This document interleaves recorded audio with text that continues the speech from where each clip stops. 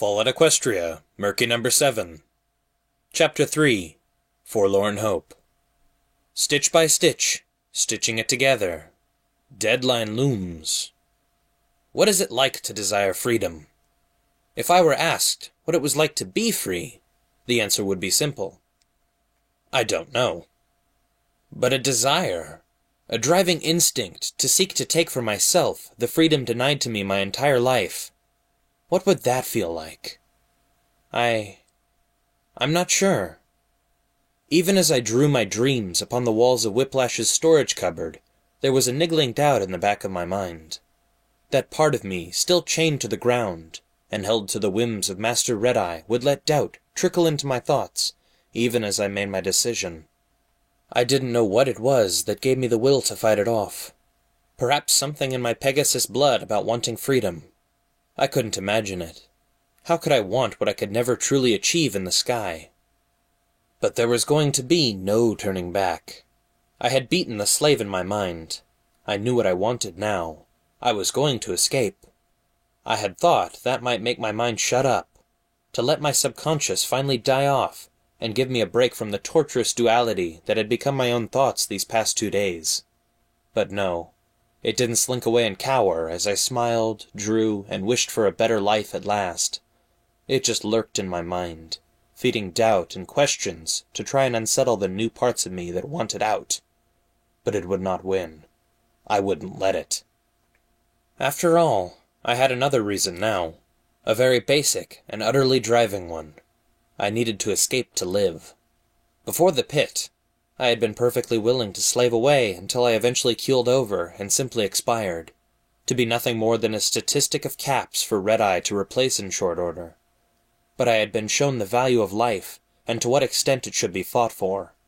My sickness claws at my lungs and blood, irradiated, mutating, and aggressive, the diseases accelerating at a rate that, had I not taken action in the slave market, would probably have killed me in my sleep within hours. Even as I lay in the dark, surrounded by visions of a happier future and the drawings of those that mattered, I could feel it in my lungs, burning, strained, and only growing. My coughing was under control for now, but my mouth still had the sharp, metallic taste of blood at the back of my throat. Instead of trying to make me stay, the born slave in my mind merely sought to make me question. Did I really desire freedom as I thought I did? Or did I just want out to continue living out of fear? The fear that I would die soon. Look, I am not a brave pony. I cry, whine, squeak, and when threatened, more often beg for mercy than resist. Was this the right thing for such a weak pony as me? What if I got out and found a world I could not survive? I'm a Pegasus. What would happen when I no longer have slavers to protect me from others? Is my desire for freedom truly wishing for me to become threatened by a world that required decisiveness and strength? Could I even think for myself after goddesses? I didn't even know how old I was to know how long I had simply been taking orders. Even when I set out to do something for myself yesterday, I was still just following orders the entire time. I just didn't know. I didn't know how to be free. There were other things, though. I had always known a certain range of permitted boundaries, whether it be the walls of an enclosure, the length of the chain that held me, or an assurance that if I moved over a line, I would be shot immediately. Something always stood that told me where my world ended. What would I even do in a world with no limits but my own choice? But that world was now calling to me. I could not deny it any more than I had obeyed the beck and call of every master from here to Shattered Hoof in Manhattan.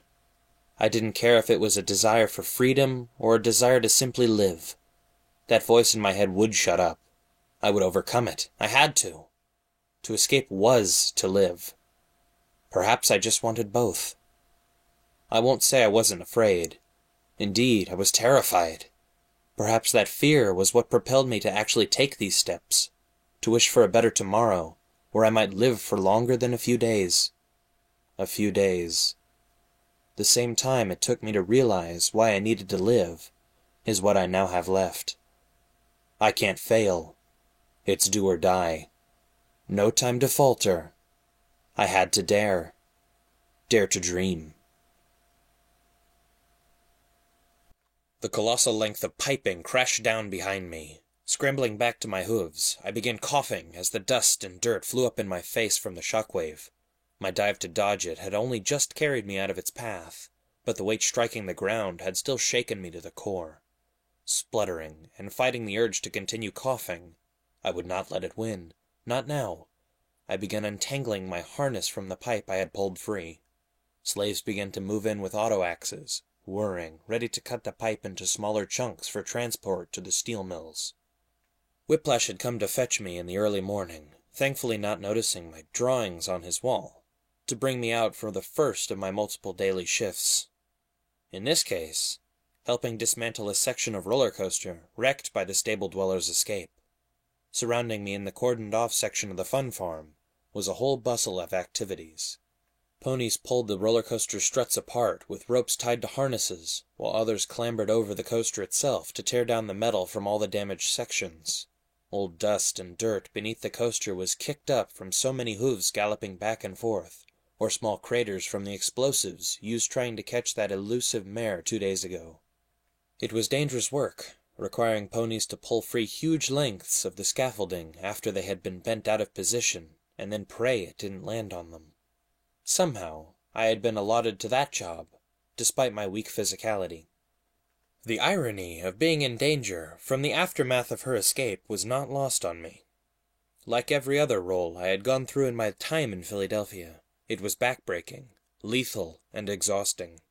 Already I had witnessed 6 slaves carted off to someplace for failing to meet quotas. 3 others had been crushed by the pipes. One scream wouldn't leave me any time soon. They hadn't died immediately. More than ever, I was taking care, however. My makeshift vest had nothing near the same reliability as my now sadly lost jerkin for keeping my wings hidden. Many times I'd had to risk being lashed by pausing to ensure it stayed in place. I guess I was just lucky that no slaves from the terminal enclosure had been sent here. Already rumors had spread. I heard them as I worked. "Did you hear? Red-Eye got himself a Pegasus slave." "I hear we're getting an execution of a Pegasus soldier in a week." "They say some Pegasus killed 3 slaves already. Pushed them into a vat of molten metal." Just like every encampment before, hearsay and gossip traveled like wildfire among slaves who had little news or input from any source other than rumor and stories from other slaves. Even as I picked myself up and trotted to find the next pipe on weary legs, I could hear the buzzword around me. But let them.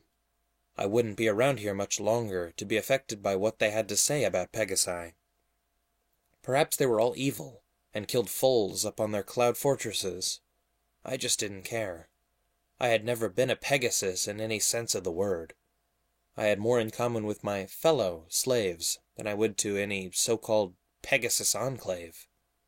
Indeed, none of it mattered, not even the work. For the first time in years, I didn't mind the dreary toil I was expected to do, for I now knew these were the last shifts I would ever work.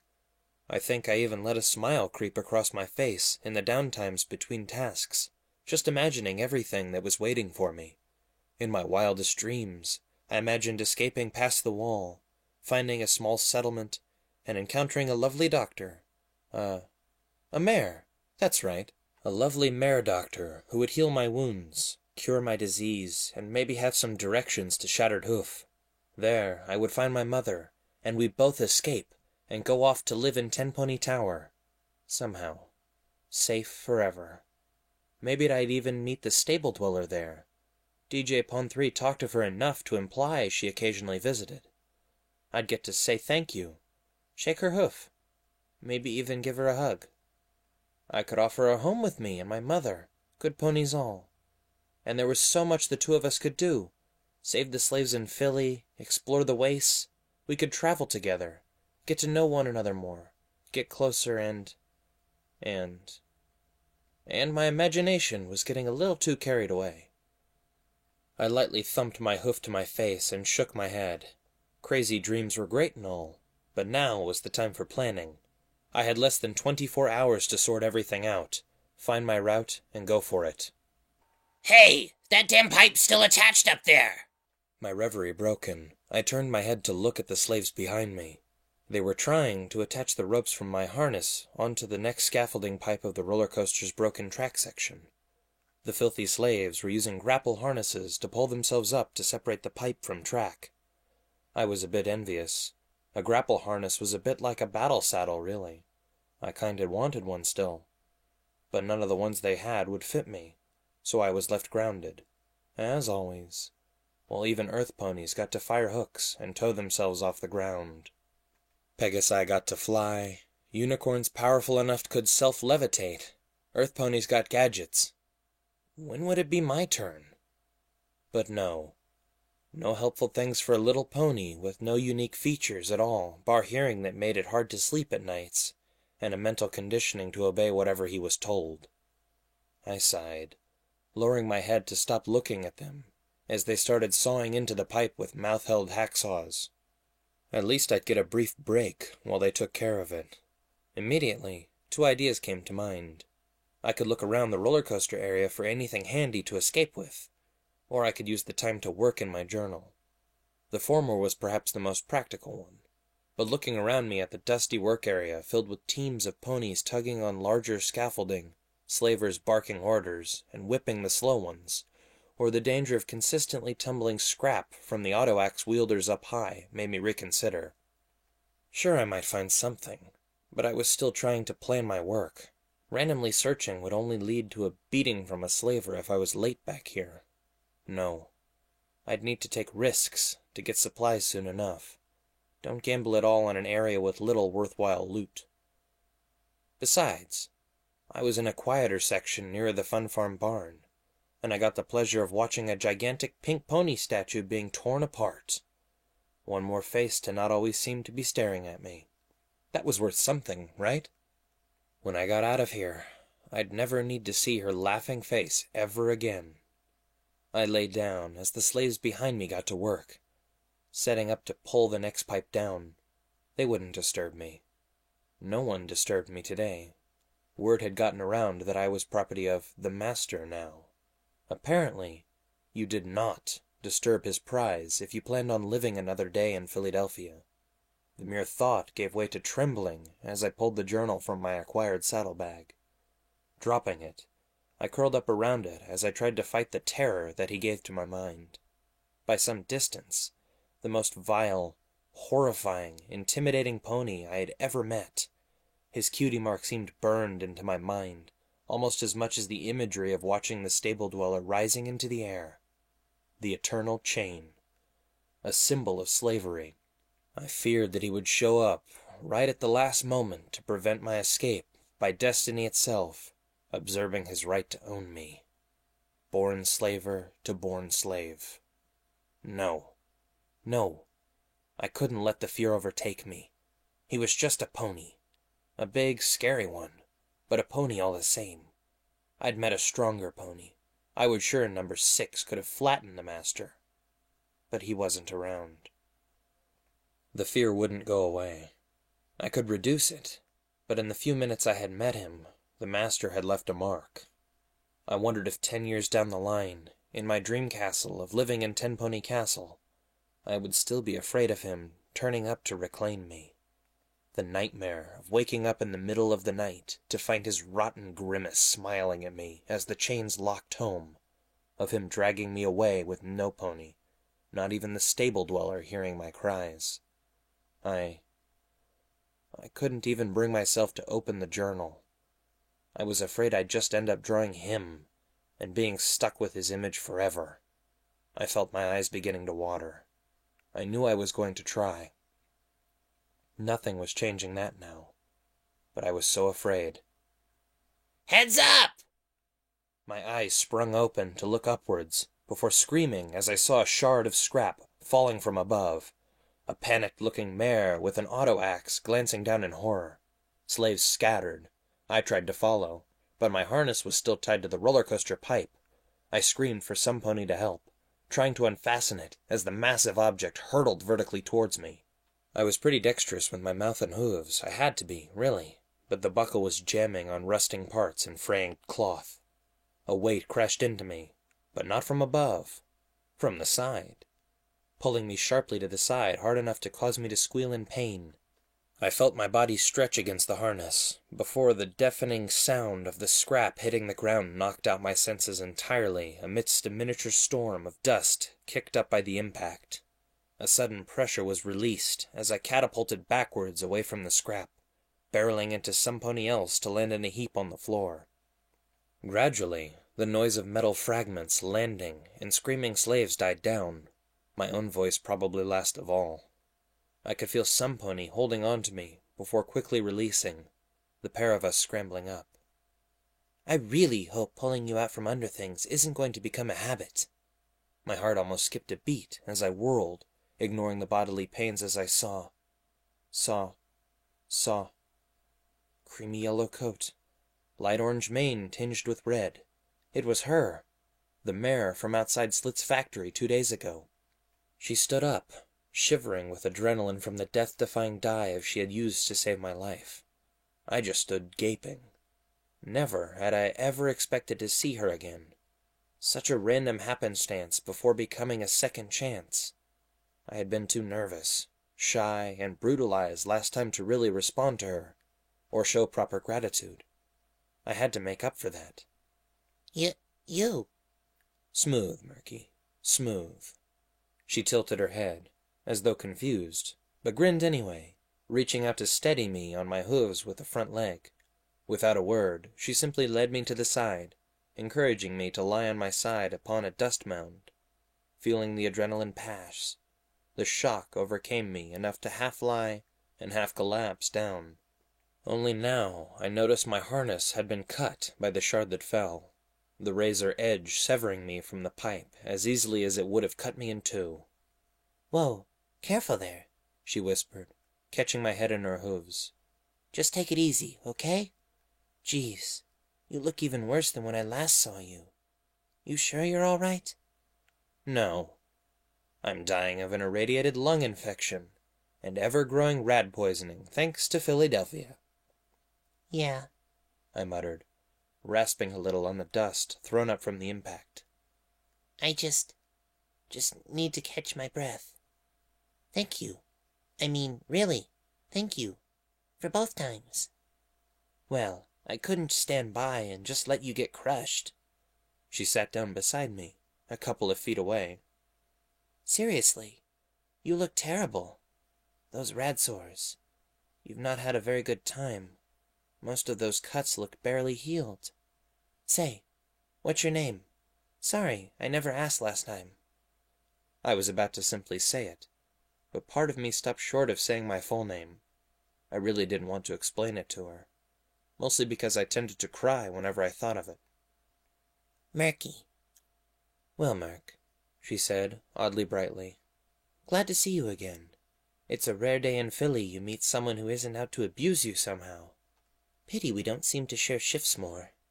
She glanced out at the other slaves, most of them being directed to harness up to the shard and drag it away to continue work on the scaffolding around the roller coaster. Apparently, the whip-happy guards were too busy and occupied to notice us on the other side of our dust mound. Nearby to us, one of those odd little sprite bots buzzed around. This close to the Fun Farm's big barn, they were fairly common. Honestly, I hadn't a clue what they were other than sources of irritating music.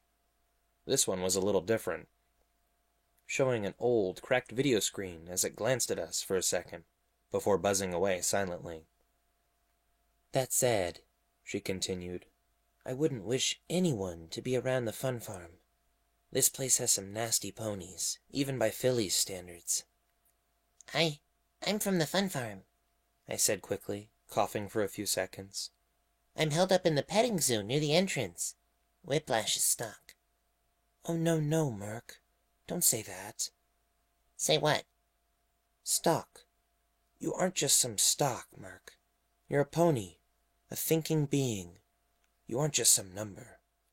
If only. I even knew which number I was. But you're from the petting zoo? I'm from the bumper plow pit. Huh. If only we'd known we were so close, you know? I could have done with some pony to talk to. What? This entire time, she'd been less than 200 meters away? Hearing her say that, and talking to me as a person, not just a slave. I wasn't entirely sure what to respond with.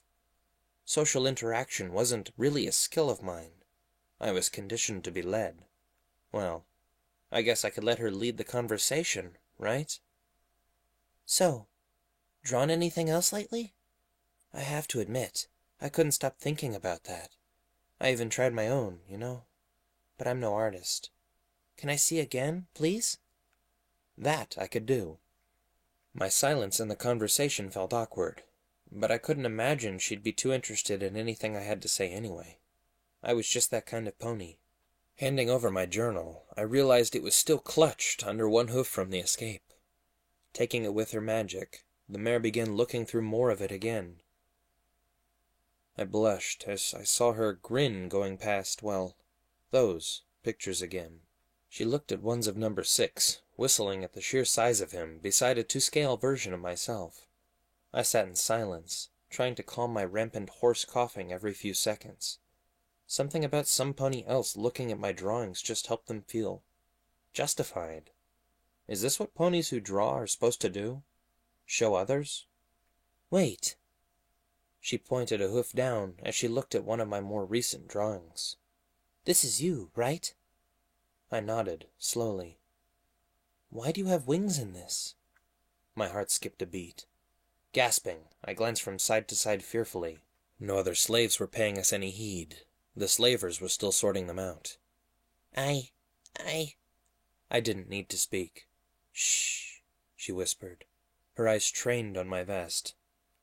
I think I get it. Not a word more, okay? I couldn't believe it. That was it? A pony who didn't care what I was? Did she just see the pony in front of her? The poor slave? No bias, no bigotry? I knew I should have felt happy or liberated, but frankly, the concept was so alien that I couldn't even bring up the courage to speak about it. But as she continued to turn pages, and came to my ones of the stable dweller, I couldn't keep quiet. I was so proud of them, so happy to know I could draw for myself. That one's the stable dweller. The who? Oh, that mare from the pit. Oh, wasn't she incredible, Merc? Wow. It's really nice to see her again in this. Yes, she is something. I wouldn't be alive without her. Why is that? She looked up, suddenly serious. I was number 5. The mare just seemed to take a breath, before moving forward quickly. I recoiled, startled. Could you blame me? Every pony who moved toward me yesterday had wanted to hurt me. Sensing she had scared me, the mare sat back, waving a hoof. Sorry, She seemed to search for words, flicking her long mane behind an ear with a hoof. It's horrible to be sent there. I'm glad you got out. Me too. Think she'll come back for the rest of us? Huh? The stable dweller. I don't know. I can't wait anyway. Wait. Oh boy, I'd let something slip. I mentally bucked myself hard in the head. I couldn't afford to mess this up like this. But it was her. How could I lie? I'm going to try and escape, like her. I need to. She was silent. Her eyes stared as though trying to discern if I was serious. I wish I could, too. My head sprang upwards, eyes wide. She wanted out, too? I wasn't alone? I need out of here.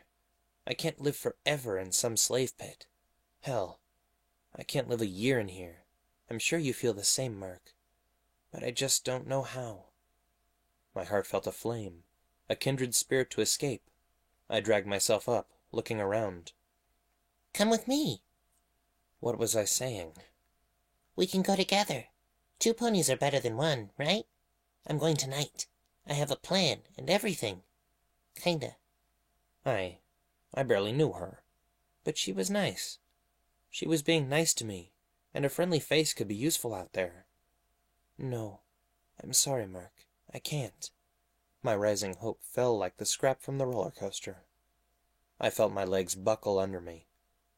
Oh, Sorry, Merc, but please, it's not you.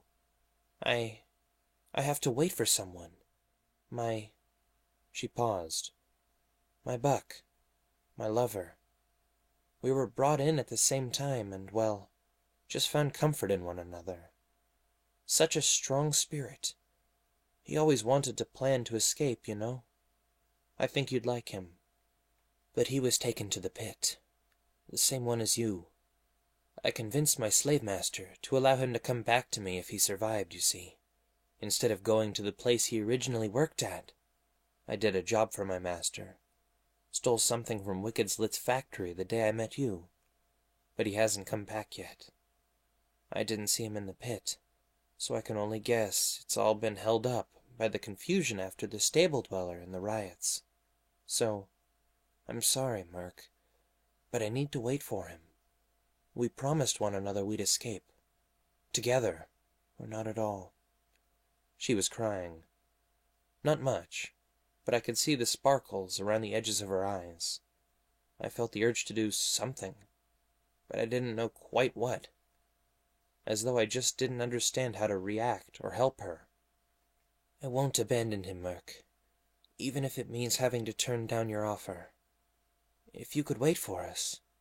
I can't. I interjected softly, struggling to not cry myself at her tragic tale of two lovers separated by slavery. It needs to be tonight for me. The master. Something about the way I said those words led her to know exactly who I meant. Fear crossed her eyes before she nodded slowly, wiping tears with a muddy hoof. I understand. Then good luck, Merc. Don't tell me your plan. Keep it secret. Go with the goddesses, and if you do get out, draw a little picture of me, will you? We often will meet people, only briefly. Know so little about them, and never know the truth. Fleeting glimpses and random luck to bring two ponies together, never to meet again. Some things are never explained, like why I saw you dragged under those ponies and knew it would be good to rescue you. Perhaps good attracts good in the horrible wasteland we have to live in during these dark days. I don't doubt I'll never see you again after tonight, Merc. Just remember the mare you met, to show that even in the darkest of places, ponies can be nice to one another, okay? That is all we need to take away to know that Equestria isn't dead yet. I presumed she had missed that I had already drawn her, multiple times. Or was that on the parchment? I couldn't remember. My eyes were wet. Her words were just beautiful. The idea that you might at any time meet wonderful people, even if only for a few moments of bliss and relief from pain. Her eyes were dripping tears still, leading the mare to wipe them again and go back to looking at the images, smiling sadly as she saw pictures of ponies, myself, and the mares I had once drawn in rather interesting ways. I'll do that. I whispered, completely failing to keep my own tears away. I'll remember you. Thank you, Merc. Hey, you two slackers! The foul voice rang out, making both of us jump in shock. I turned and looked over at the workplace, seeing a thin but muscular earth pony mare stomping over. Slaves don't get breaks. Get back to work. The mare hopped up. He's hurt, Nightfall. I was just... Shut up! Back to work. Please, Crack! The mare recoiled as the whip lashed across her side, yelping. I said, crack!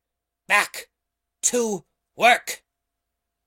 Two other slaver cronies galloped forward as the mare fell back, aiming to drag her forward. I didn't know what drove me. I knew I should have snuck off and gotten back to work. But before I even knew what I was doing, I felt myself charging forward in front of her, taking the third lash to my own brow to protect her. The two thugs backed off in surprise. Leave her alone! I could see the stunned look on the slavers' faces. Probably not as much as mine, as I realized where I was standing and what I'd just done. The pain from my head stung badly. Get out of the way, Merc. The master has plans for you.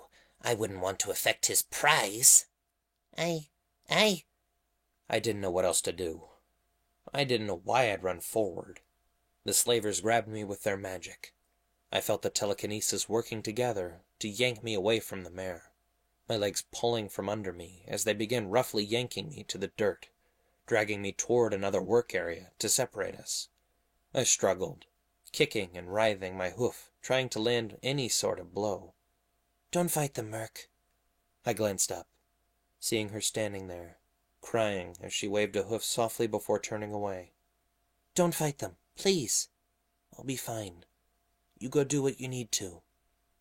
Noting my lack of resistance, I was pulled at a frightening speed away, feeling the ground rub against me enough to sting as I fought to hold my vest around me. I tried to find my voice, to fight the dryness in my throat. I needed to. What's your name? I screamed as loud as I could, but over the screaming auto-axes and crashes of falling scrap, I couldn't hear if she replied, even with my tainted hearing. The last I saw her, she was being shoved towards her workplace again. The slavery would not even end for one so nice. I cried openly as the dust swirled around us again, making me choke up. I would remember. I hadn't been left in a good mood. The slaves had dragged me back to Whiplash's enclosure in the petting zoo. He was not happy to see me being rejected from a workplace for causing trouble, but the normal punishment and reallocation was held off. I could only guess being a threat from the master had its short-term advantages for my workload. However, Whiplash was not deterred. As though seeking to regain some face, he arranged for me an additional 2 shifts. No matter. I would take whatever they threw at me now. They were too late. Meeting the mayor should have made me sad. Any other day I might have curled up and cried my little heart out until I fell into a restless sleep. I might have let the weight of sadness crush me. But not today. I couldn't cry.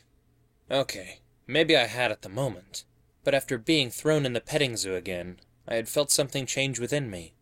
A determination I hadn't felt before speaking to her again. Yes, her separation for a second time saddened me. But for her, I would dry my tears and continue on. I crept across the petting zoo. The gang probably wouldn't cause a problem anymore since their encounter with the master. I could see Noose and Lemon resting nearby, waiting for the food run for the day. The pair had been on night shift among the factories, apparently. I didn't pay them heed, instead watching Whiplash resting just outside his office, the old petting zoo staff room. He wasn't asleep. I didn't think he ever slept. But he was certainly less watchful right now. I used the opportunity to creep around the back of the petting zoo stables and find a more secluded spot. Nestled between the low scrap wall and the burned-out stable, I gently pulled my belongings from the saddlebag. My journal, parchment drawing, old quill, and, of course, the pip-buck. Since hearing Sundial's message, it had taken on a meaning to me. This was no lucky piece of scrap. It belonged to some pony. A pony who had died wearing it when the world ended hundreds of years ago. I couldn't help but feeling that it was better in my hooves than some pony who might abuse or harm it. Besides, I couldn't help but feel a certain curiosity to find other messages. I had spent some of last night while sleepless toying with the controls to try and find more messages, but all I'd ended up doing was tuning into the Ministry of Morale Perk Up 24-hour party line. You gotta share. You gotta care. Sorry, Sundial, but if I hadn't figured out how to turn that off, I might have just smashed your pip-buck in an effort to preserve my sanity. Hearing her damn voice coming from the speakers inside the pink pony statues' mouths was enough, but to have it on my pip-buck now? Not a chance. I thought I had an idea on how to activate another message. I'd made the first one play again, but time was short. I had more pressing concerns right now than listening to another diary entry. No, I had another message to listen to. I'd heard the announcement yesterday. DJ Pon 3 was going to hand out survival tips for a large chunk of today. I'd need everything I could if I were to survive outside. Switching to his station through memory, I turned the dial until I heard the cute voice of Sweetie Belle. It hadn't started yet. I sat it to the side, dialing the volume down to the level of only my hearing before drawing my journal across. Before opening, I had thought, The mare had looked at my drawings from about when I had started drawing for myself today. 2 days before, she had looked from when I had been drawing from my subconscious. She hadn't looked at my own drawings from longer back, from when I first got my journal. It was for the best. Before the day of the pit, I did not want to look at my own sketches. I still remembered drawing my own death. I still remembered a few that I had done just prior to that, since I'd been sent to the fun farm. A few of the slavers, some, more personal pictures of Mare, and not much else. But anything before perhaps a month ago, I didn't even remember. It wasn't a small amount either. I'd been drawing my entire life, but the more I had drawn, the more it began to blur together, and just become something I did to let out the pain or seek solace in. Thus, before me sat a journal in which I didn't even know the contents of more than half of it. Pages filled with mystery, drawings I hadn't remembered doing. Some days I felt tempted to look at them, but not anymore. That part of my life was done. Perhaps one day, when I had escaped, I might look back when I felt safe, but not now. What resided in the earlier pages of my journal would remain a mystery to the blurry past when I didn't care to remember, or really think about anything. I just worked, suffered, and drew pictures of whatever was causing me grief. The here and now was too important to risk the emotional turmoil if I found a picture of an anvil and hammer, or of my mother being dragged away. Come on, Murky. Keep it together. I muttered, if only to remind myself of my place right now, concentrating on the pages leading further ahead in my journal. Occasionally, I stopped to glance at a recent one. I even took a minute to sit and stare at a picture of a mare I'd done just after arriving in Philadelphia. A gorgeous mare, with a flowing mane and a long bushy tail lying on her side, with the angle of posing tailored toward... perhaps I should move on. Now wasn't the best time to admire my perception of beauty in mares. Picking an empty page, I sat quietly, my mouth tracing shapes idly without any real idea. Part of me wanted to draw the mare. No, not like that. But somehow, I felt that I shouldn't. She had asked me to do so once I had escaped. Escape. I knelt down, instead drawing several thick lines in an arc across the page. Smaller wisps of charcoal began curving around the middle. I had no procedure, not patterns to always follow. I simply drew what I felt like and let the eventual picture come to be. Others may have mixed opinions, but to me they were simply my own little rebellion against the chains on my life. Quality wasn't so important as the process of just drawing. The thick lines became a structure. The curves became some pony. With every shape I drew, I could feel the theme emerging more and more. The structure became long and strong. A wall. The pony became a Pegasus, above the wall. Delving deep down into my wishes, the things I wanted for myself. The wall had slavers on it, light wisps of charcoal showing gunshots missing the pony. The Pegasus was flying free, headed for the open wasteland. I sat back, smiling. It no longer shocked me, or gave massive rises of emotion. I could draw for myself any time I wanted now. I would fulfill my... A wheezing cough hurtled through my system, causing me to collapse to the side, eyes screwed shut. My stomach ached. The lack of sustenance hadn't been helping.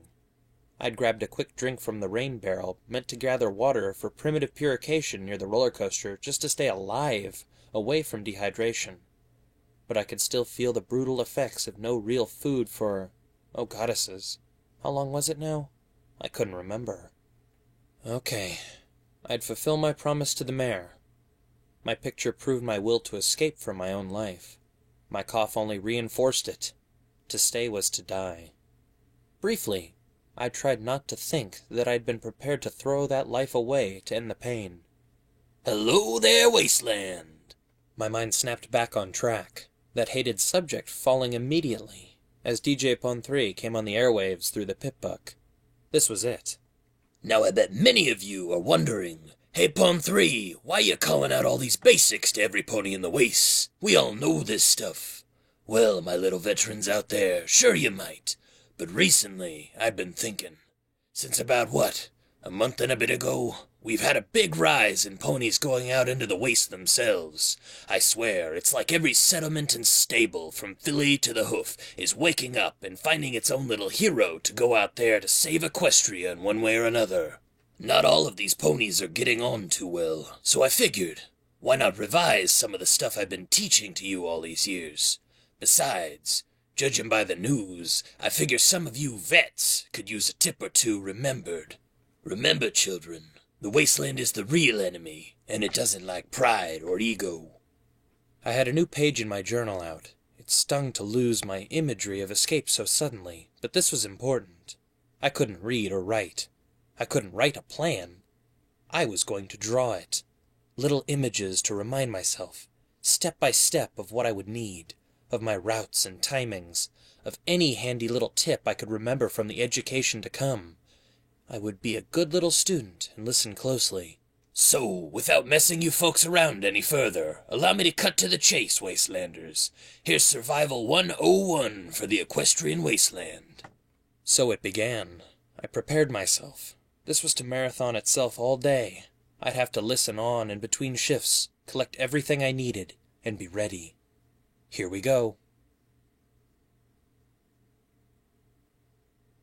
Now, for all those of you who want to fight the good fight, all power to you, if only more would do that. But first things first, know that the world may be dangerous, and a hellhound would tear you in half. There is something much more basic. Food. That's right, children. You gotta eat and drink. Store all you can. You cannot rely on the wasteland to provide for you. Last thing any would-be hero wants is to die of hunger. While we're on it, make sure you got everything tied safely to your body where you can reach it quickly.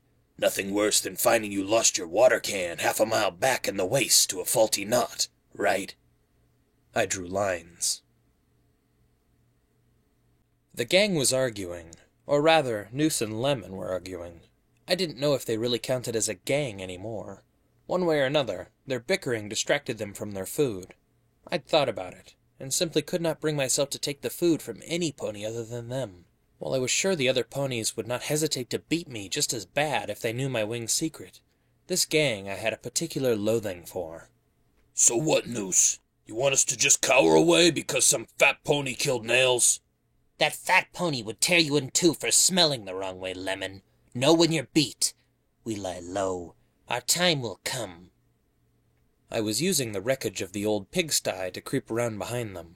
They'd taken to storing the bowls of oatmeal inside it to prevent them from falling away in the wind. Most slaves devoured the oatmeal immediately. Hell, my half portion, thanks Whiplash, was long gone to sate my days-long hunger. Wow. It really said something about slave life that such a meager amount was enough to almost make me feel full. I could only presume they had left the food to, as some slaves claimed, settle, to be less fresh and become a thicker and more substantial-feeling meal instead of the watery goo that we were normally given. I hadn't ever tried it on the few occasions I'd ever been given a meal, but for the sake of supplies, I was willing to try. Yeah, when? Both of us are sick. We're being put on the foundry soon, and that bastard is back again to shove us around at the workplace. I leaned forward, my mouth closing around the first wooden bowl, gently pushing a small tin can forward. Please don't make a noise. Please don't make noise. Can't even take out my frustration on the runt either.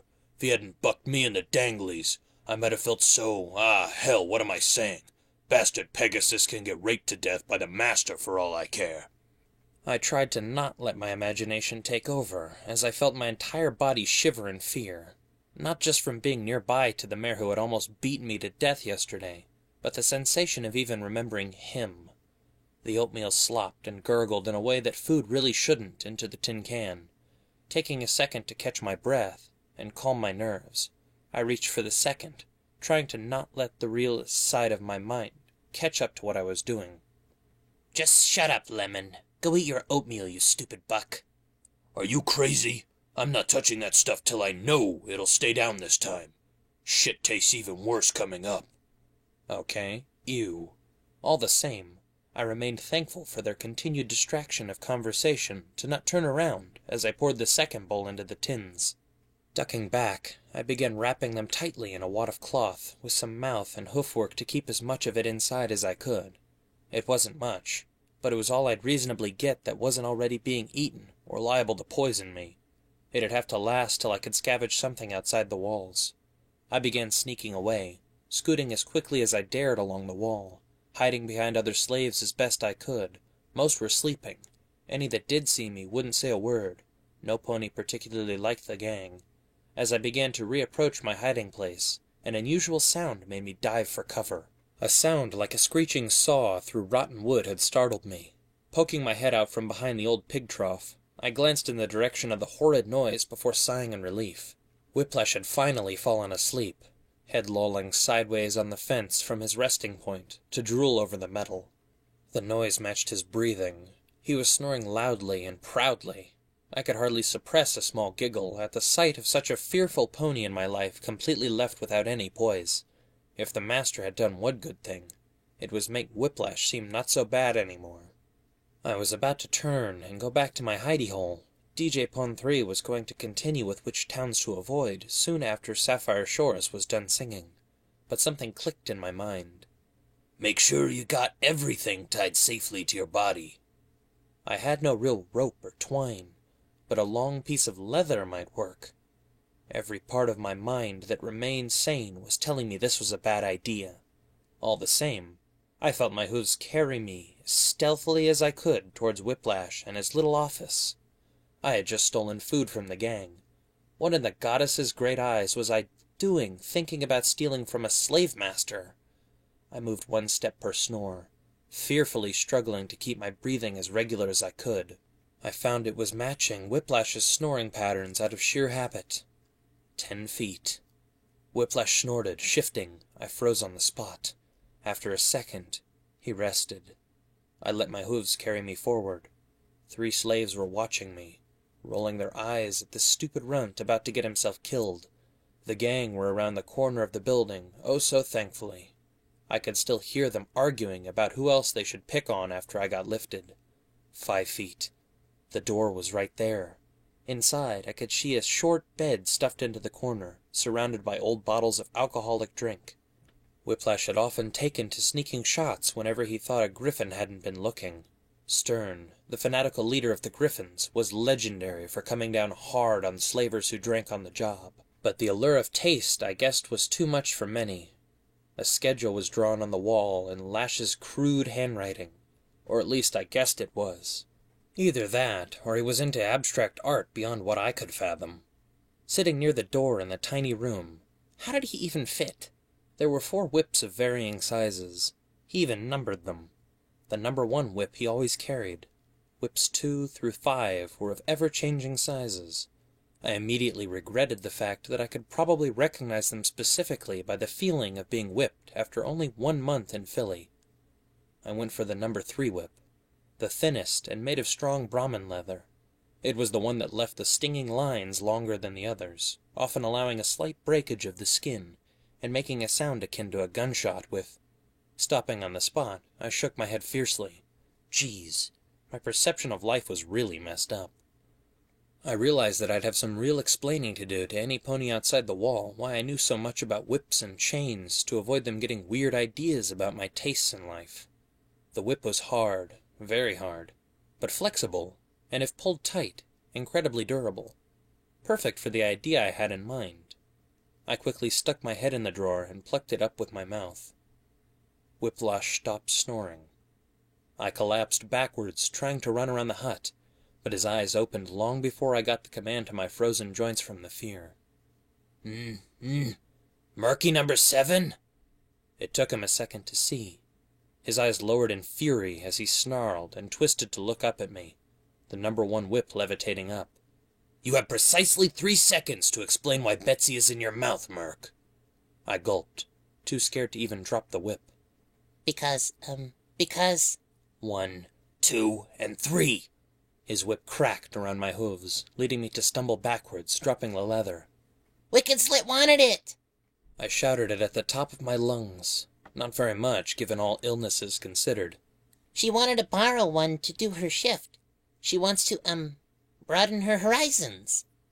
Whiplash didn't look very convinced, but his eyes were still full of sleep, to the point where he waved a hoof. Whatever. But if it isn't back by tonight, I'm holding you responsible. Shackles be damned. At least it'll maybe stop Slit bitching about slave efficiency again to me. He turned, aiming to go back to sleep as I made to run. I could rest up somewhere else before moving to my shift anyway. But as I turned, breathing a sigh of relief, I heard Whiplash speak up. Oh, and Merc? I didn't even dare look around. I wish I had, for the next thing I knew, a burning line of pain whipped its way across my flanks and rump, leaving me to squeal loudly and hop away rather pathetically to fall on my side, rubbing a hoof on one flank. The lash had went right across my cutie mark. That's for waking me up. Now bugger off to your shift. I said I wouldn't cry, but I couldn't avoid tears of pain from that blow as I felt it throb and sting. I could hear the other slaves laughing at my lashing across the backside. How I wasn't going to miss this after tonight. Now I can't say I enjoy this bit of advice any more than you will. Well, some of you anyways. See, as much as the good old equestrian spirit should run free and solve everything through just talking out your problems, there's a whole lot out there that begs to differ. Gangs, ghouls, and if you're real unlucky, raiders.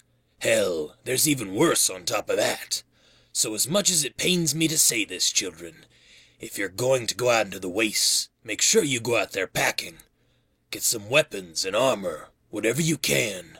Better to live, folks. Better to live. Lines became curves.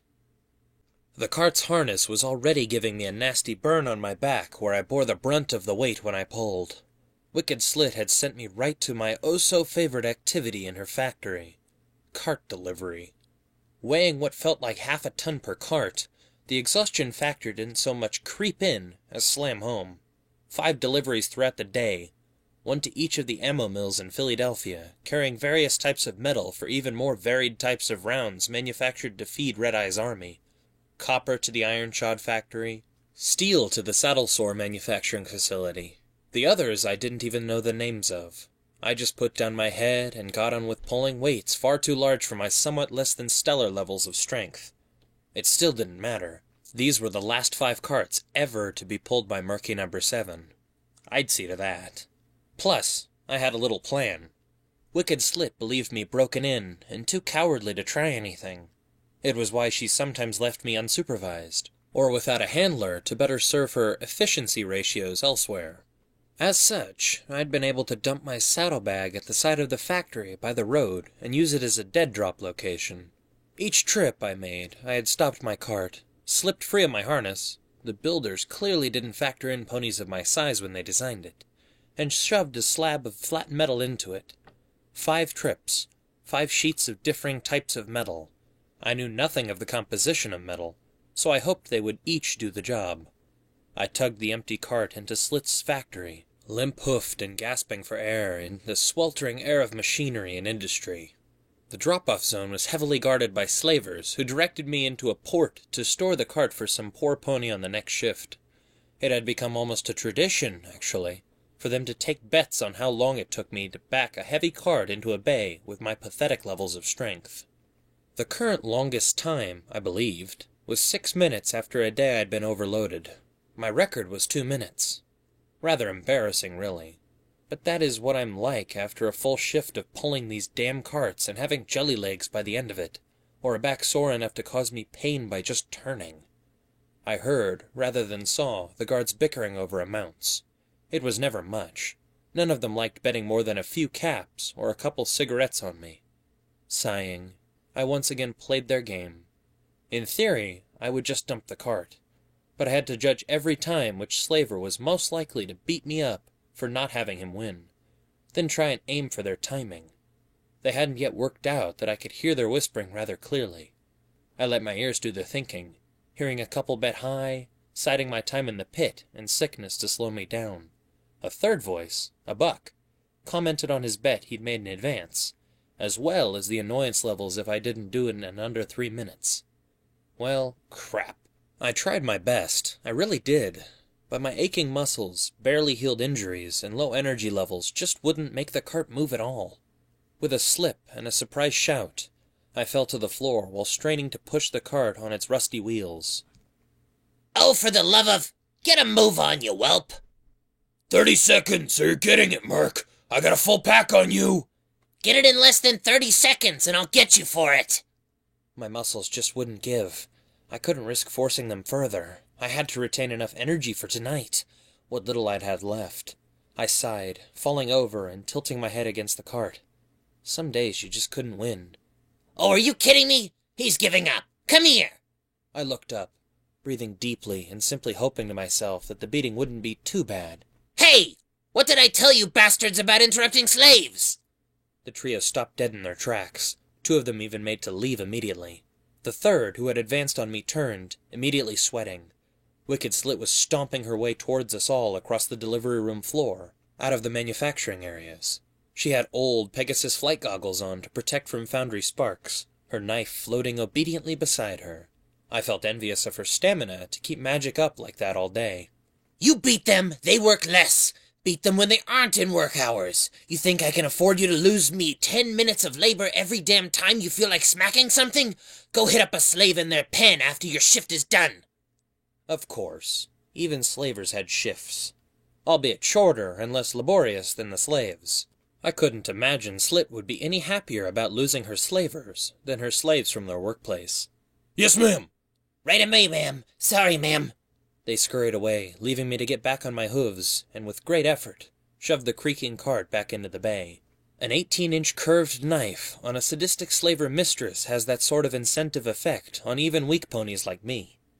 I collapsed against it, breathing hard as I felt the 5 or 6 miles of pulling take a toll on my stamina. My front right hoof was aching, a dull, pulsating pain making itself known every couple of seconds, while every muscle in my torso hurt to move. A familiar pain. I had endured it after every shift under Slit for the past month. I tried to take a few breaths, get to my hooves, but my lungs reminded me they were yet uncared for by medicine, causing me to hack and cough for a good few seconds, even as I heard the rough tread of Slit nearing me. Clearly, the medical potions from yesterday were beginning to lose the temporary effect they had granted me. Judging by the pain in my throat and the swimming of my vision, I figured I had till tomorrow morning before the sickness kicked in again. Guess it's up to me to unharness you, stupid morons. Slit was muttering to herself as she reached out with her magic, unlatching the harness from my body. Clearly, she hadn't clocked that I could simply slip out myself. Dragging my tired body across the floor with slow, deliberate, and labored movements, I collapsed just beside her. I couldn't help it. The tiredness went to my brain. A night lacking any sleep, and only a small portion of foul oatmeal to power me, just drained my energy reserves completely. With a snort, Slit roughly knocked me with her front hoof a few times. Get up, Merc. You've still got 4 minutes of shift time left. Make yourself useful and carry that bag of scrap into the factory before you go. I'll show you where. Ugh, Was my well-thought-out and dictated reply. Shut up, get up, and hurry up. Her half-buck gave me enough reason to find some strength, deep down to dodge the flying hoof, and clamber to my own 4 legs to nod quickly. My eyes were hazy. I just wanted to lie down somewhere, and sleep. Maybe a massage to my aching muscles. Would a bit of food go amiss? Proper food? With a sigh, I stretched out, and trotted over to the sack Slit was motioning to with her knife. Biting the neck of the bag, I didn't even bother throwing it over my back, but rather just began dragging it. Rolling her eyes, Slit merely turned and cantered into the factory. Celestia helped me from hopeless slaves, she muttered. Or banish them all to the fucking moon, where they can't bother me anymore. I had to bite my tongue. The urge to quip something off at her as a last action before I never saw her again was so strong. Thankfully, I allowed the slave in my mind to take control for a few seconds to remain alive. I followed her, dragging the sack a foot at a time, the heavy leather tasting disgusting in my mouth from old dust and grime across it. Pull, step back a few feet, pull, step back. Inside the factory, the heat hit me like running into a wall. The massive metal vats radiated warmth so strongly that the mere proximity was enough to dull the sense and cause me to whine from the added exertion it took to keep up in such a harsh area. Already I could feel my loose tooth wobbling around as I yanked the sack with my teeth. Metal shards stuck out of the bag where they had pierced the lining. Their scraping sound was not helping on top of the massive noise within the factory. My ears ached, almost missing Slit's command to stop before walking right into her rump. With a sigh of relief, I dumped the sack where her knife tapped the ground before kneeling down again. One of the shards fell out. While Slit was still glancing at the industrial presses to observe the slaves, I quickly shoved one down my vest. I had an idea for it, courtesy of DJ Pawn 3-born inspiration. Shift's over, Merc. Get out of here. I hear Whiplash has some more work for you over at the threshing mills. They need a small pony over there. Go straight there. But... No buts, Merc, she spat. So get yours over to the damned mill before I ensure you can't sit down again for a long time. She removed her goggles, sitting them on the bottom of the stairs that led up to her office so she could pull my face up to her eyes. I don't think I need to explain to you how much I do not like you, Merc. The knife gently seemed to caress my forehead, the tip dragging my lanky mane from my eyes for her to see clearly. So I'm going to tell you this, she continued, her voice so low I began to worry she knew about my hearing. I don't want you back. I know that Chainlink Shackles is coming for you. The Master will not be so forgiving as I have. He isn't like me, Merc. He won't threaten you. He won't scare you with imagination or promise implausible things. She had my attention, not from the knife that rested between my eyes from above, nor the hard hoof holding my chin up to her face. It was her tone. She spoke almost with reverence, as though she wished she never had to meet him. The Master even made her terrified of his reputation among the slavers. My eyes were wide. If the burning heat of the forge wasn't present to dry them out, I might have cried on the spot. He breaks slaves, Merc. As far as I'm concerned, I'm glad you're going there. Perhaps you'll learn something about why you should have tried harder in life. My little slave. So woefully pathetic. You never tried, Merc.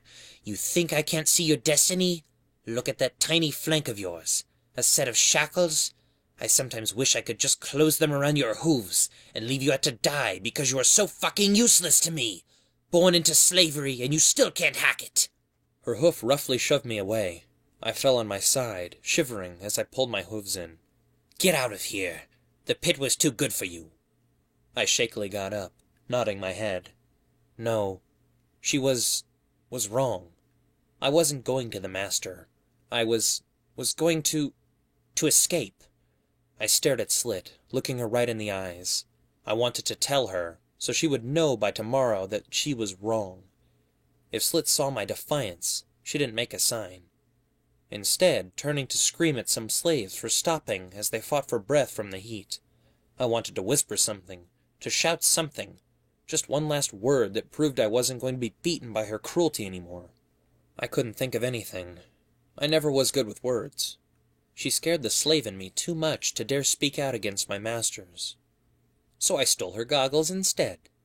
I took great pleasure in her scream of frustration as I hightailed it from the factory at top speed toward the threshing mills, collecting my saddlebag as I went to add my new acquirements into it.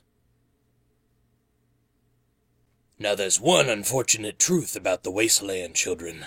I always tell you, I bring you the truth, no matter how bad it hurts, and that is exactly my point. If you go into the wasteland, it will hurt you. Physically, mentally, hell, even spiritually for those of you who believe. So make sure you have those potions handy, as much Rat-Away and Rat-X as you can get your hooves on too. Keep some bandages if you can. They're light, and you never know. You can't rely on just potions. Now a gun or a nail board may be an obvious way to experience the pain of the wasteland, but let me remind you that we are all dirty. Yes, children, it's true. We scrounge around in the dirt, scavenging all day, or go out in weather no pony has business being in.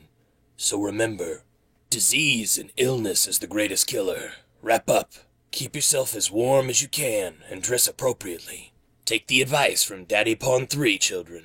You do not want to get sick in the wasteland if you can help it. Curves became shapes.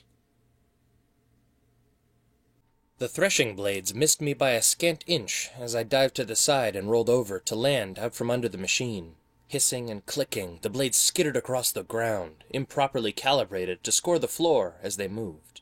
The huge machine stretched 50 feet down the mill hall, threading string into greater shapes as it worked ceaselessly.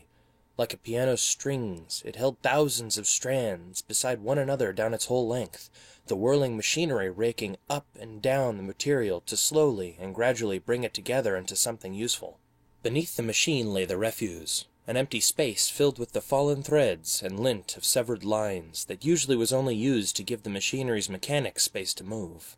An automated scrap collector was installed, but was far beyond repair.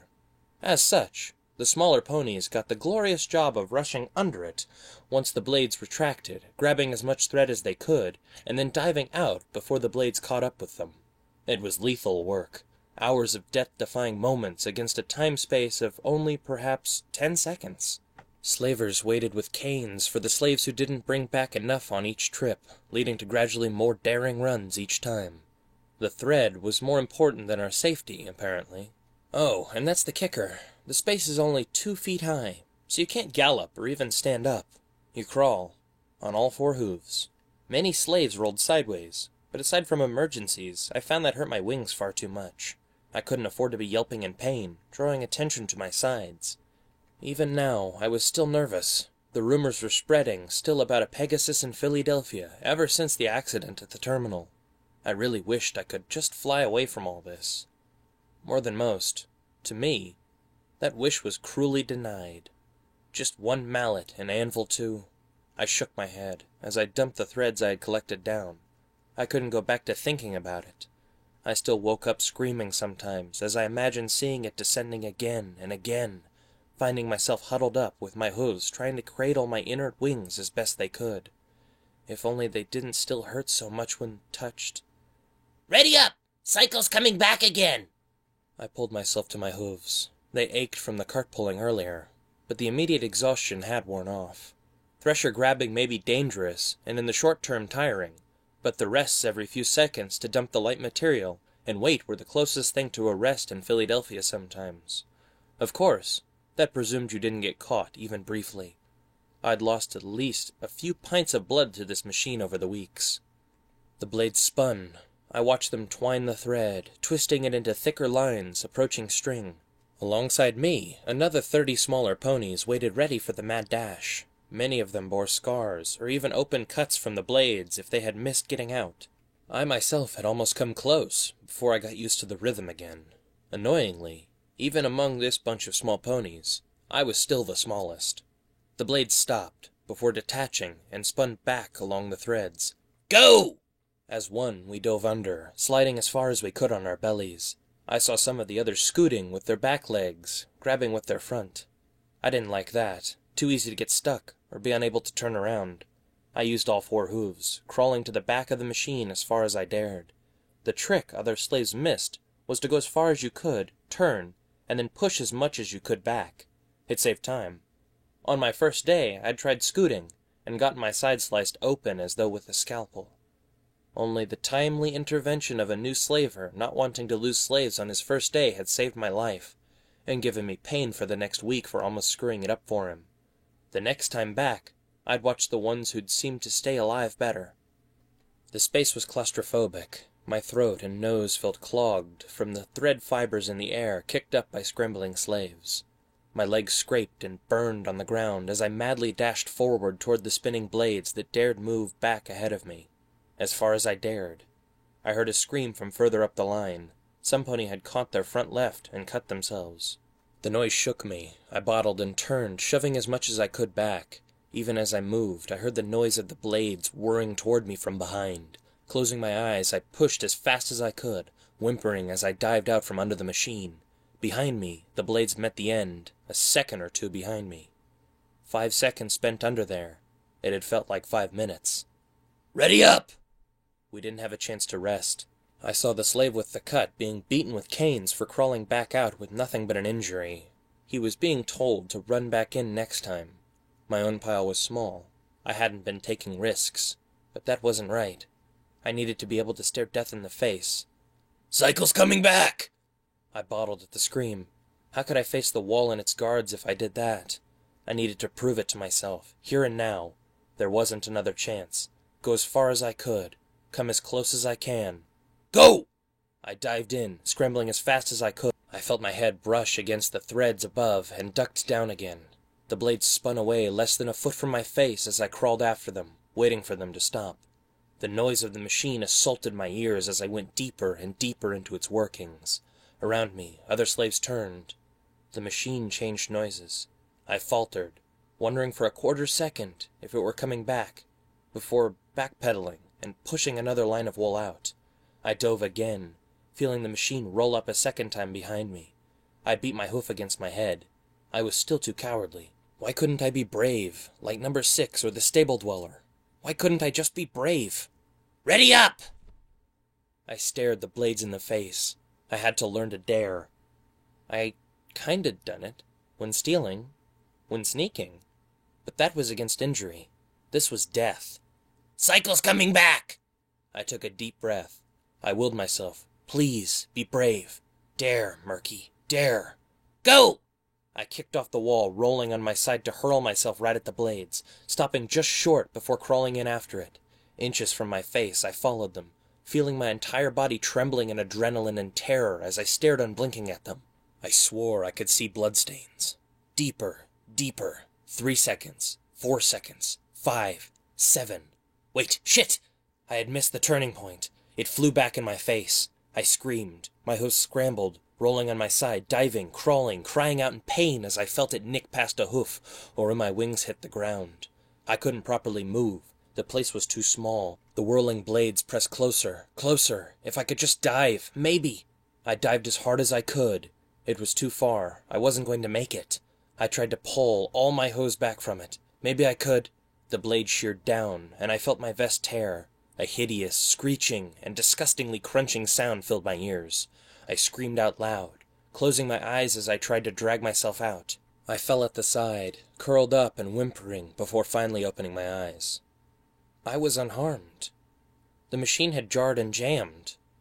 A second scream split my ears, ongoing, agonized, and wailing for far longer than a scream should, begging, squealing, and crying as I stood up and looked down the line before almost being sick. Red. A pony had become caught in the machine, one I had seen trying to take too many risks. His back leg. It wasn't there. Red blood coated the thread and the blades. I wanted to be sick. I didn't deal with that sort of thing well. He was thrashing on his 3 remaining legs, screaming without stopping as slaves and slavers tried to pull him free. Yanking him out to the side, I saw the slavers discussing amongst themselves. I could only just pick out their voices. We've got some potions in the back. Want me to get 'em? No. But He's just a slave, useless to us now. I didn't even have time to process that before I saw the revolver magically float from his holster and fire a single shot. Every pony in the entire line screamed, flattening to the ground as the shot rang out. The screaming stopped immediately, even as the echo of the shot rang in my ears painfully for a good 10 seconds. Feeling a light draft against my right wing, I looked around to fix my wing was showing through the tear. Stifling a shout and a curse, I backed against the wall as fast as I could, frantically trying to twist my vest around and hold the tattered fabric in place. The slavers stood up, most of them bloodied from the wound of the slave. One of them looked disgusted, another merely annoyed. Get a slave to drag it in the back. We'll take it out back to the pit for the incinerator tonight. It. They had called him It. The mayor's words came back to me. We weren't stock. We were ponies. But to these slavers, we were just a statistic. Wicked Slit's efficiency, the master's games and tasks. Red Eye's industry thrived on statistics, no matter his smooth words. Even as I heard the inevitable call for it to be me to drag the body out, I found myself with a sensation of absolute worthlessness to any pony's eyes. Just a little cog to the machine. To run inside the machine to clean its workings in a mill. Fighting with my vest, I nervously approached. I needed out of here. Now. Now! Right now. I put my shaking hooves around the body of the dead slave, trying to avoid his blood. I wasn't strong enough to pull or push him with any dignity, but I'd be damned to the moon if I was going to simply treat him like a piece of meat. Hey, you got cut on your side? I drew breath sharply, shaking my head madly. No, just a tear. My hooves were the only thing covering my wing. The slaver glanced down at it, as though looking for blood, an achingly slow moment of him examining. Carry on.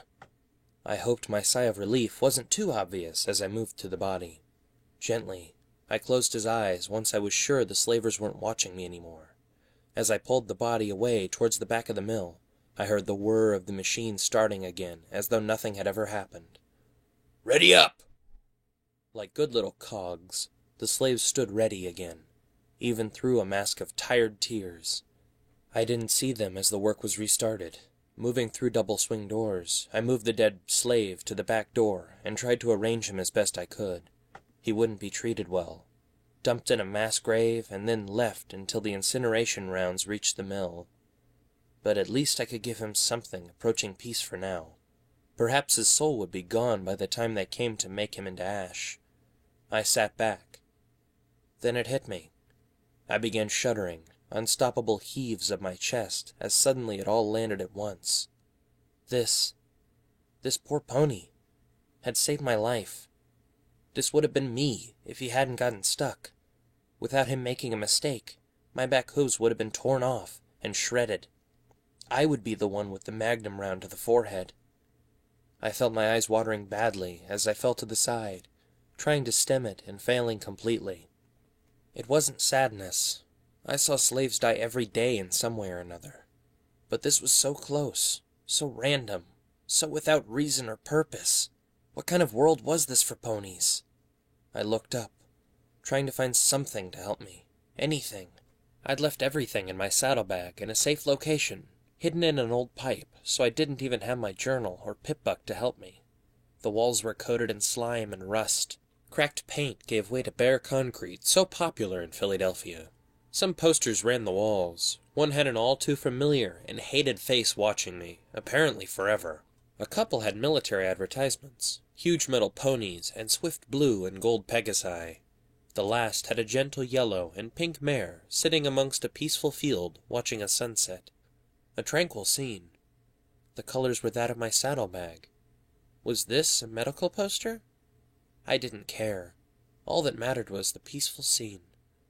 Was that Old Equestria? A place where you could sit upon hills and gaze with no worries? I looked to the slave again. I looked to my own grimy and scarred hooves, and felt the trembling return. What was this world I had been born into? I had never even known a hint of the past, but still, the feeling of dislocation from what I was supposed to be living like was so strong. It led me to not even care that it made no sense to feel that way, as I let tears stream from my eyes and hugged myself tightly. Ponies shouldn't have to go through this. I couldn't stay here. My mind was too fragile, too newly open to things other than the work and my masters for this sort of horror. I sniffed, got to my hooves, and stuffed as much material as I could, along with a needle and thread, into a bag before leaving the mill via the back door, stopping only to grab the one healing potion I could find left by the slavers. And we're back again with the continued Wasteland Survival 101 today. Now this next part is pretty vague, so I'll try to be clear. Exploration. It's a big world out there, and if we want to help it, to fight the good fight, we'll need to get out and see it. Now, first up, stay away from stables, death traps, every one of them from what I've heard. But other things, the more we find and know, the more we understand, the better we'll be able to handle the future, children. Make maps, chart where you're going, get to know your own area well. It'll always pay off in the end when you get lost or need something specific to help you. Speaking of finding things, here's the fun bit. Loot.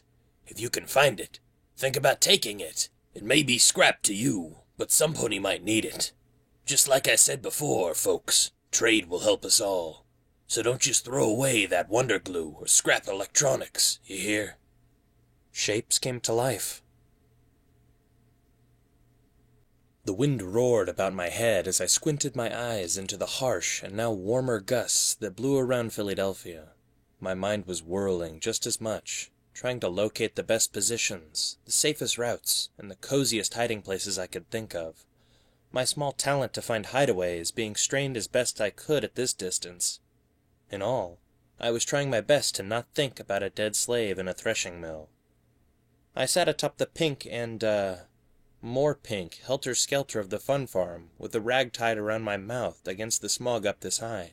Okay, perhaps I was coming back to the fun farm just once, but not to the petting zoo. That counted as never coming back, right? Towering above everything other than the huge barn and the roller coaster, it afforded the best view of Philadelphia I could manage within my limited accessibility. Within the small cage meant to contain, presumably, a staff member for setting small foals on their way, I cast my eyes across every street, building, and scrap pile that made up the horrifying vista that was the slave city. The burning pits dug into the concrete and covered with wire mesh forever spewing smog into the air from Perisprite incineration. Armed guards cantered to and fro around them, occasionally glancing off to the axe pits. In there, slaves were cutting up old scrap and passing it on to carts to be sent to places like Slit's factory. In fact, I could even see her giant concrete block of a workplace nearby, the furnaces adding to the dirty cloud that permeated the air. Further out, I saw the slaver camps surrounding the entire work areas, just short of the wall. The wall. That gigantic obstacle to my escape lurked not an impossible distance from the fun farm. Piled high, crammed with guard towers, magically charged fences, and beyond it, a tainted moat.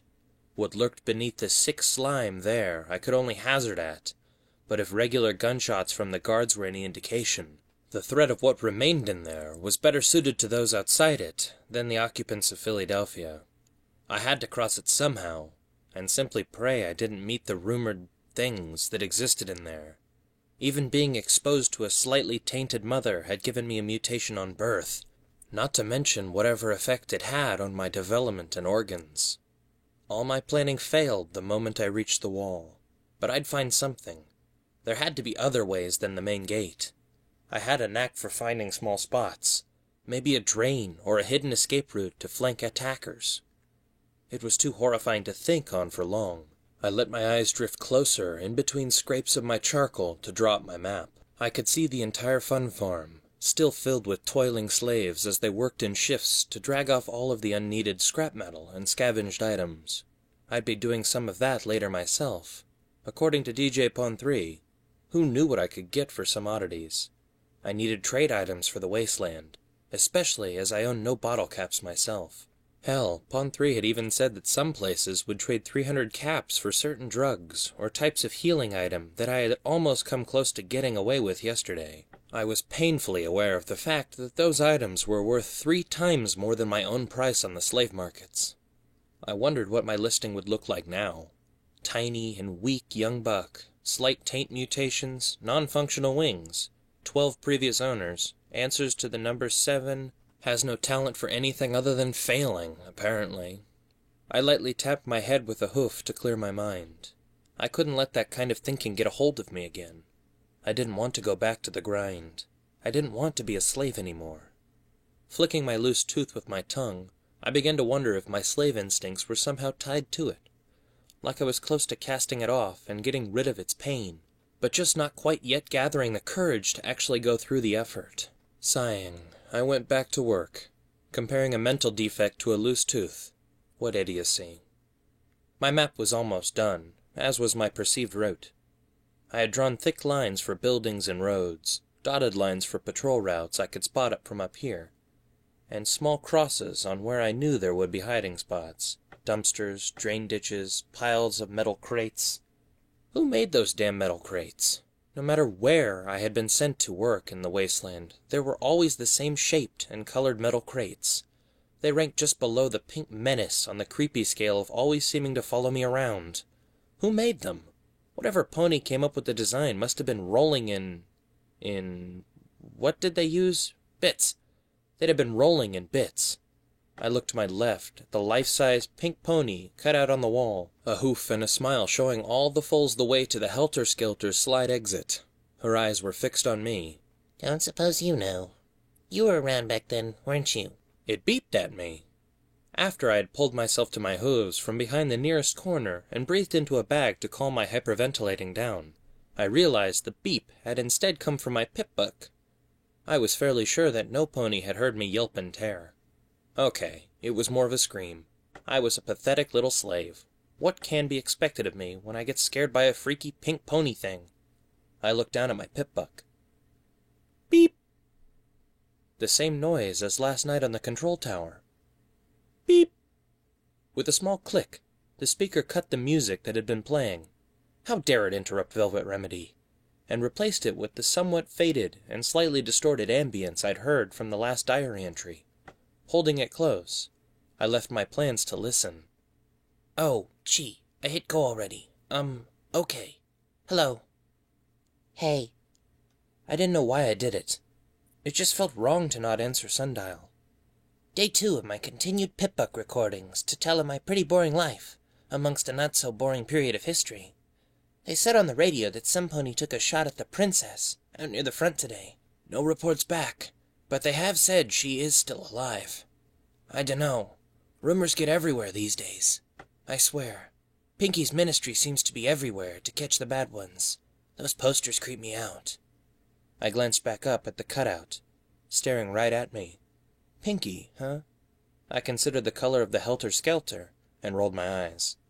Of course it would be. Well, I guess I'll tell you, whoever you are, about my day at work.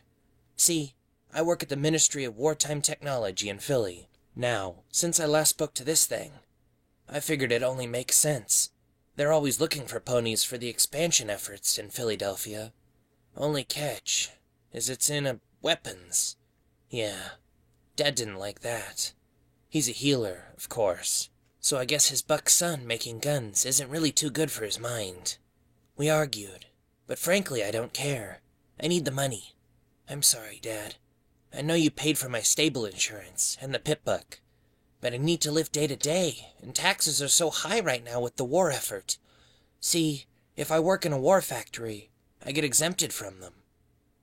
This didn't sound like the picture-perfect Equestria I'd seen in the posters and heard Sundial talk about last time. I wondered just how much had changed so rapidly back then on the lead-up to, well, Doomsday. The close of Equestria and the dawn of my dreary world. Now, anyway, I don't like to ramble, so I'll cut to the chase, okay? I met a mare today. See, I was trying to get a letter through to the equestrian mail service in time, but my supervisor was having none of it. It was to my dad. I couldn't see him any other time, so I was trying not to lose my job as I explained the importance. But then, she came along. Oh, what? I mean, yeah. I think you can hear where I'm going with this, She's a Pegasus, offered to carry the letter there for me during her time off. I won't lie, she's quite pretty. Lovely blonde hair, some nice flanks if you don't mind me saying, Oh, why did I say that? I could imagine him blushing. Yet another similarity between Sundial and myself. A mare who helped us both. This co-worker for Sundial, and the stable dweller for me. Both willing to help others. Both flying, and both had pretty nice... I sat up straight, blinking. Oh my. I think I was blushing too. Well, no matter. Maybe I'll just look back on this and laugh at myself. Wait. I said that last time too, didn't I? It has been a few days since... Oh well. Look, I've got to get to work, all right? The ministry doesn't like workers not turning up on time. Pinky is always watching for stuff like that. Again, I glanced at the cutout. I wondered what it thought of me about to not turn up for any shift ever again. I'm hoping to see her again anyway. Her name is Skydancer. Maybe next time I'll actually work up the courage to ask her out. Say I'm just thankful for her help. Anyway, gotta go. Oh yeah, I said I'd talk about how I got my cutie mark. Well, maybe next time, okay? Goodbye. Bye. I set the Pip-Buck back down beside my crude maps and plans. Sundial's journal was so different from my own. Detailed, full of opinion, emotion, and a connecting voice. Suddenly my own scrawls on paper felt utterly worthless beside this fancy machine. Maybe I could work out how to make it operate someday myself, but all I knew were the volume button and the light. Any other buttons or flips were far beyond my ability to understand, especially with a broken display. Not that it would have helped. I didn't imagine they catered to illiterate slaves. No, I was stuck with my scratches on paper, understandable only to me, interpretable only to the Creator. What kind of journal was that? Briefly, I remembered the mare looking over them, remembered her smile as she looked at what I'd done. Did she really understand what I was trying to say in my drawings? Or did she just like the pictures? Did what were they called? Drawer? Art pony? Did they all feel this way? That only they truly understand their own creations? I reached out to grab my journal as a foul-smelling wind blew in over the factories into the Helter-Skelter's top cage and flapped its pages away from my map. Muttering a half-curse, I stomped a hoof on the page to stop it, before leaning back against the rusted cage wall that once was used to stop foals from falling. Only then did I look down at my journal. I saw a broken wall, sunlight shining through from beyond it, sketched clearly in my own style. A small pony stared at it, his wings spread as he seemed to be waiting for something. The page was from years ago, far back in the areas of my journal I never went back to, never remembered, and never ever touched. I wanted to slam it shut. I didn't want to know these things. I didn't want the temptation. But this picture seemed to stand out to me. What had I been thinking back then? Suddenly, I began to regret a lifetime of slavery and indoctrination, to not pay attention, and simply put your head down and not think at all. With a sigh, I closed the journal and set it back in my saddlebag. The sun was going down. I needed to get to the ground, pick up whatever I could find in the Helter-Skelter's bottom areas, and then get ready. The master would arrive within the hour, and they would soon realize I was gone. No time to think about old pictures, time to act, to move. But first, how to get down. Those stairs were pretty steep for 4 legs. My eye caught on an old rectangular cord mat sitting in the corner. I couldn't help a small grin coming across my face.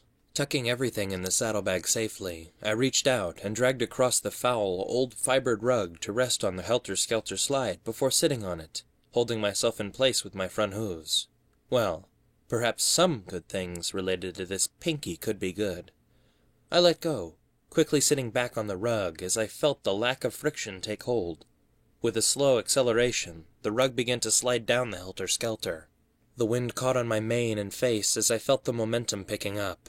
I couldn't resist a big grin as the rug began to twist around the tower and hurtle at great speeds down the tower, spiraling and throwing me from side to side as my entire body felt the bumps in the notched wood beneath me. 200 years hadn't made Helter-Skelters any less fun. Whee! I closed my eyes, feeling the sensation of movement, of free speed and momentum carrying me without any effort through the air. Well, kinda. My mane whipped backwards hard as I felt my eye sockets and lips blown wider by the rush of air before me. I could feel the G-forces trying to push me outwards from the tower by the speed. If I opened my eyes, I could see nothing but a blur. Finally, a chance to not see Philadelphia as I spun and spun down the tower. With little effort, I imagined it as it was in old Equestria, beautiful and wondrous. I was out for a day at the Philly Fun Farm with my friends. At the bottom I'd find that mare, the stable dweller, and my mom. We'd been having fun, no worries in the world. No work and no slavers at all. Balloons, full squealing and happiness, came to my ears from the whistling wind on my descent. Everything was so bright, so colorful. I laughed. I had thought of a fun joke to tell them when I got to the bottom. Then we'd go get some ice cream, and go watch the ice skaters. Ice and ice, right? That made me laugh more. The slide tossed me from side to side, making me instead just start giggling. I lifted my front 2 hooves, holding them up as the wind brushed them. Cool air from the warm, sunny day. I could see the crowds around me, all smiling and laughing. A peaceful Equestria. Suddenly, the feeling of the rug sliding disappeared entirely as I felt my entire axis of balance invert. Woo! Yark! Before I could even react, I felt my rump strike a harder surface and flip me forward into a soft lump on the ground that seemed to envelop me completely as the soft sponge pit at the bottom absorbed me into its safe embrace. I couldn't stop laughing as I reached upwards, waving my forelegs to and fro. As I pulled myself out and stared upward at the helter-skelter, I felt dampness in my eyes as I woke to the reality once more around me. Harsh, unforgiving, and ruined. Nothing like my dreams. But even as the bittersweet ending to my fun settled in, I did not feel upset. These tears were different. Collecting my saddlebag from where it fell, I made to walk to the nearby scrapyard, even grinning widely at a confused-looking sprite-bot as it slowly rotated, following my path before buzzing away erratically. I still enjoyed the ability to close my eyes, smile, and just imagine. To remember that feeling, those blissful seconds of fun and happiness. I drew pictures to express myself, but my imagination was the greatest canvas I could ever imagine. I couldn't wait to go out and make it a reality. Before I go any further, I'm going to pause for a second and just consolidate the things I've been teaching you all for so long. We have the world we do today because of mistakes. Yes, children, no pony would deliberately want this severely screwed up wasteland, so listen closely. It was a mistake. But the reason we survived, and continue to survive, is down to those ponies who can dig in, find something to believe in, and get stuff done. Be it a faith, a virtue to hold on to, or perhaps even some pony else.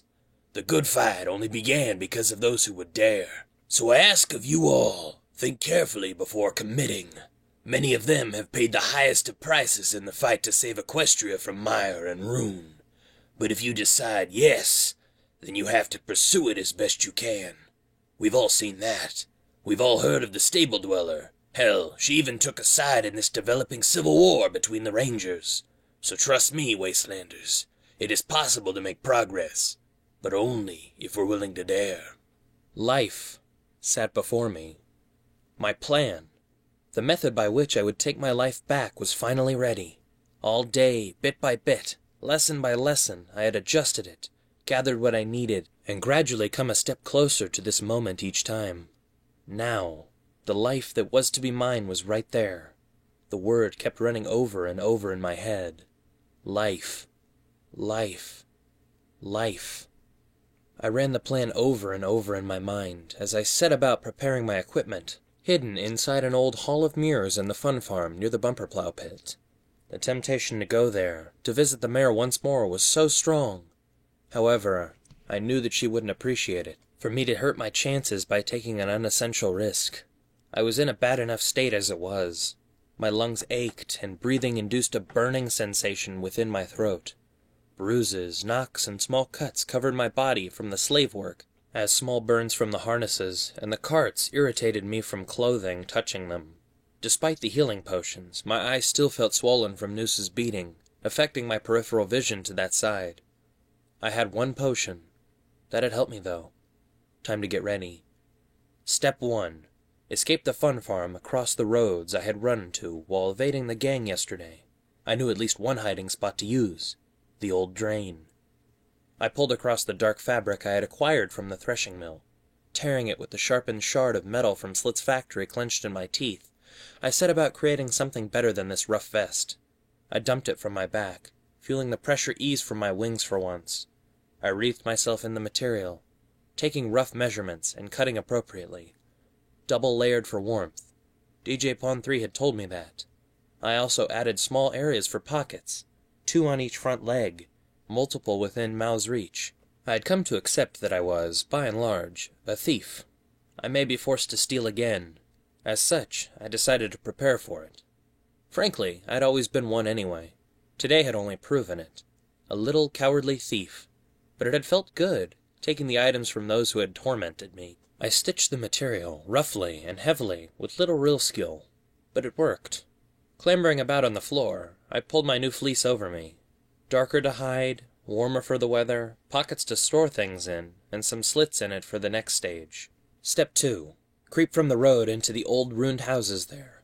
Overcome my fear of old living spaces, and continue toward the industrial sector, using them as a cover against griffins watching from above. Pulling the fleece off quickly, I drew the metal plates from my bag. With some tapping on the ground and a bit of chipping with the shard, I assessed which ones were the strongest and began to slip them into my fleece. Hidden armor within my clothing to be more inconspicuous. Slaves didn't wear armor outside of dangerous work, and I'd rather be able to move fast and duck around small spots without huge layers holding me back. I was escaping, not going to war. I placed one over my back and two on my right side and flank. One more went over my left flank, while the last went over my chest, the smallest piece. My front left was exposed, but that would be covered by the saddlebag, which would, hopefully, absorb most impacts. My thick journal would hopefully help in that, as painful as the idea of it taking a bullet would be.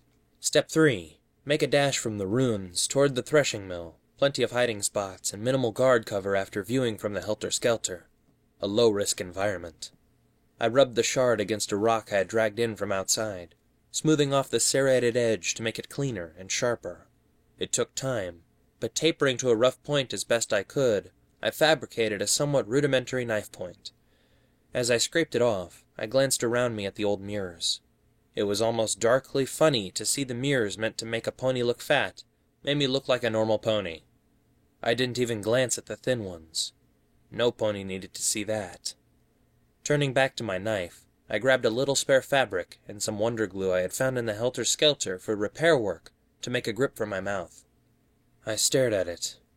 Could I use it to kill some pony? I had been around death every day. Could I take another's life to attain my own? Not an issue. No, I couldn't think on it. I'd defend myself. But it was more a utility tool now. Measuring it against my left foreleg, I made a little sheath for it with some fabric, giving me easy access to it should I ever need it. Hopefully not. Step 4. Move from the mill toward the slave camps. Stay hidden. Stay stealthy. Use what I had learned about moving quietly to sneak by them under the cover of dark and in the shadow of their huts. Most slavers stayed around fires, ruining night vision. Use that advantage. I ripped up the remaining fabric, rolling it into tight bundles and pouring a small section of the healing potion onto each one. DJ Pon 3 had mentioned the trick to create healing bandages to help close wounds faster. I figured that one healing potion wouldn't help me for serious injuries anyway. If I got wounded, these would have to do until I could locate better supplies. I made a small bag for them, keeping them separate and safe. They would go near the top. Beside them, I placed my 2 spare Med-X's. I still had them from yesterday. Whiplash hadn't even bothered to check me over while in fear of the master. They were my insurance to keep moving. Find a place to hide, stab one of them in me, and ride the high time express to movement again. The DJ had talked of the dangers of addiction. I didn't want to risk it, but I was prepared to take both if I had to. Step 5. The camps are near the wall. Wait until the guard changes each half hour, and then move in the blind spots up to the wall itself. A huge shadow from the sunset makes it very dark behind it. Use that space. I dragged my saddlebag outside. The bright yellow and pink was lovely, yes, but it stood out. Reluctantly, I placed it face down in the mud and smothered the entire thing to ruin the color. I rubbed dirt into the metal links to prevent them from shining, used differing types and colors of dirt, mud, and grime to camouflage it better, and finally tore off the small plastic glittering dots on the butterfly antennas. Back inside, I began to fill it. First the scrap, wonder glue, some old tins, a small box with some old wires poking out of it, a small tin of cleaning fluid, old duct tape, and a few old bits of magical circuitry.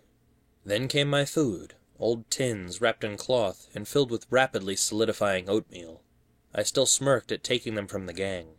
On top of them I placed my journal, to slide along one side closest to me, the quill and parchment and my medical supplies. Snapping the saddlebag shut, it weighed more than I'd like, but needs must. With a quick flick of my mouth, I downed the remainder of the healing potion, feeling the whip scar on my backside, along with various other cuts and bruises fade. My stamina returned somewhat, as the disease was beaten back by the healing magic briefly. It'd be enough to get by. Step 6. Find a way through the wall. Ideally a drainage pipe or something. I'd seen a ditch running the length from my perch earlier. That had to lead somewhere. A wall could never have only one entrance. That'd be suicide if it were taken by an enemy. There would be something. I just had to find it. Time to gear up. I struggled into my armored fleece, pulling it tight about me and shaking out my neck. With a slight heave, I lifted the saddlebag across my back, shifting till it was comfortable. A few adjustments to make sure it didn't make noise when I moved, and it was ready. With some mouthwork, I strapped on my sheath for the knife to my left foreleg, ensuring I could reach it at a moment's notice. I dropped a healing bandage into my front leg pocket as well, setting a syringe into my front right for emergencies. With a little smirk, I snapped Wicked Slit's flight goggles onto my head as well. Just one more thing left. I turned to it. I'd left it sitting in front of a mirror deliberately until last. The Pip-Buck. She had shown me the way. I couldn't not show my respect by carrying it like she did. I used Whiplash's leather No. 3 to weave between the metal joints that used to hold the mechanism onto a pony's leg. The entire holding mechanism was gone, leaving only the top section, but with some tying, pulling, and a good few knots, I pulled the Pip-Buck proudly onto my right foreleg, just like hers. It flickered its light once or twice, as though recognizing it was now being worn properly, if held in place by an old leather cord. Step number 7. This was pretty unsure. What would I find? I knew the one thing I had to do. Hide and run. Keep moving. Don't stop until you're miles from Philadelphia. Use Med-X if you have to. Just keep galloping until you cannot gallop anymore. Find a healer. Have a life. I turned, dressed ready, all my equipment and supplies borne on my back or body. I felt proud, ready to fight the good fight, ready to show Equestria that the slaves need not sit idle in the dark. I saw myself in the mirror. The third time in 3 days I had looked at myself. The first time I had seen a dejected slave, too broken to even complain about his imminent death. The second I had seen a dying buck, with little hope for anything but trying to stay alive however he could. But now, I saw me. I saw Murky No. 7, tooled up and ready to go, stuffed fleece covering his malnourished body, and eyes that showed a hope I had never before imagined they could own. The stable dweller, the mare, No. 6, the Pip-Buck, Velvet Remedy, Sundial, DJ Pawn 3. They had all helped me, prepared me, and given me things to hold on to. Now it was time to act on my own. I hoped they would be proud. I didn't look strong. Indeed, I looked pathetically weak still. I didn't feel confident, only that my hoof had been forced to ensure my survival. Biting my lip, I touched a hoof to the mirror, like 2 days ago, just to prove that I was what I was seeing, that I was actually standing up and about to do this. A wave of cold shot through me at the touch. I gasped in shock, recoiling as I looked at my hoof. As fast as the sensation had come, it left. I looked up, trembling from the sudden effect of the glass. Before me in the mirror, I saw myself. But not me here. It was me as a colt, standing with innocent little wide eyes filled with tears, my 2 stubby little wings flapping pathetically as I stared at, well, me. Sweet Celestia, I was tiny as a kid. I felt locked in place, looking down at this little colt slave's mouth gasp open, like he was as shocked to see me as I was to see him. I mean me. I felt frozen for a second, unable to process what I was seeing, before shaking my head roughly and frantically, waving myself away from the mirror. Stunned, shocked, and confused, I looked at the now empty mirror with an open mouth, just like the image had borne. Taking a deep breath, I tried to control my thoughts. No time to think on it. No time to think on old drawings either. I had to get going. I'd work it all out later, definitely, but not now. I galloped to the back door. For now, I had a life to claim. My own. Step 1 would be easy. I'd left the fun farm so many times in my life within Philly that I knew every route and little object by heart. The slaver walkways and towers only covered the areas approaching the pit and the wall, considered important. No slave would attempt to escape into the rest of Philadelphia, it was presumed. Or at least, I hoped that this was the case. Whatever the reason, they were why my route had such a roundabout manner through the ruins and the threshing mill, rather than directly for the wall. I stuck to the back staff areas, small alleyways between rides and stalls that employees would, by my guessing anyway, have used to travel between places of work without being held up by the cheering crowds. Briefly, I wondered what they might think of their place of work now, before dismissing the thought. This was no time for an idle imagination. Moving at a light canter, I stopped only occasionally to adjust my bag and pockets to not rattle or shake during movement. Everything I had learned across my life about staying silent and hidden to avoid harm had to come together here. If I were caught, I didn't want to think about what they would do to a little thief like me. I stopped in the shadow of an old games stall. Within it stood milk bottles stacked in perfect towers, challenging players to knock them over. Apparently, even a Balefire Megaspell hadn't been enough to make those rigid things budge. Gently easing open the creaky door, I stepped inside and used a fractured hole in the back to observe the side exit to the fun farm. No guard towers. This was a route only for those going to shifts with no requirement to stop them before they got to the wall. Beyond it, I could see the road that I had escaped to yesterday, the drain waiting on the other side as a reluctant hiding place should I be spotted. Tensing my legs, I prepared to go into a full gallop across open ground, but something gave me pause. A sound. A flutter. I craned my neck upwards, glancing left to right and checking every perch I could imagine. Nothing disturbed the fun farm at this level. Higher up I could see teams of griffins soaring on the warm currents of Philadelphia, but they were much too high to have caused that sound. Minutes passed as I hid, awaiting another occurrence. Slavers wandered past me on the road, trotting and laughing on their way to the Romer bar. I waited for a gap.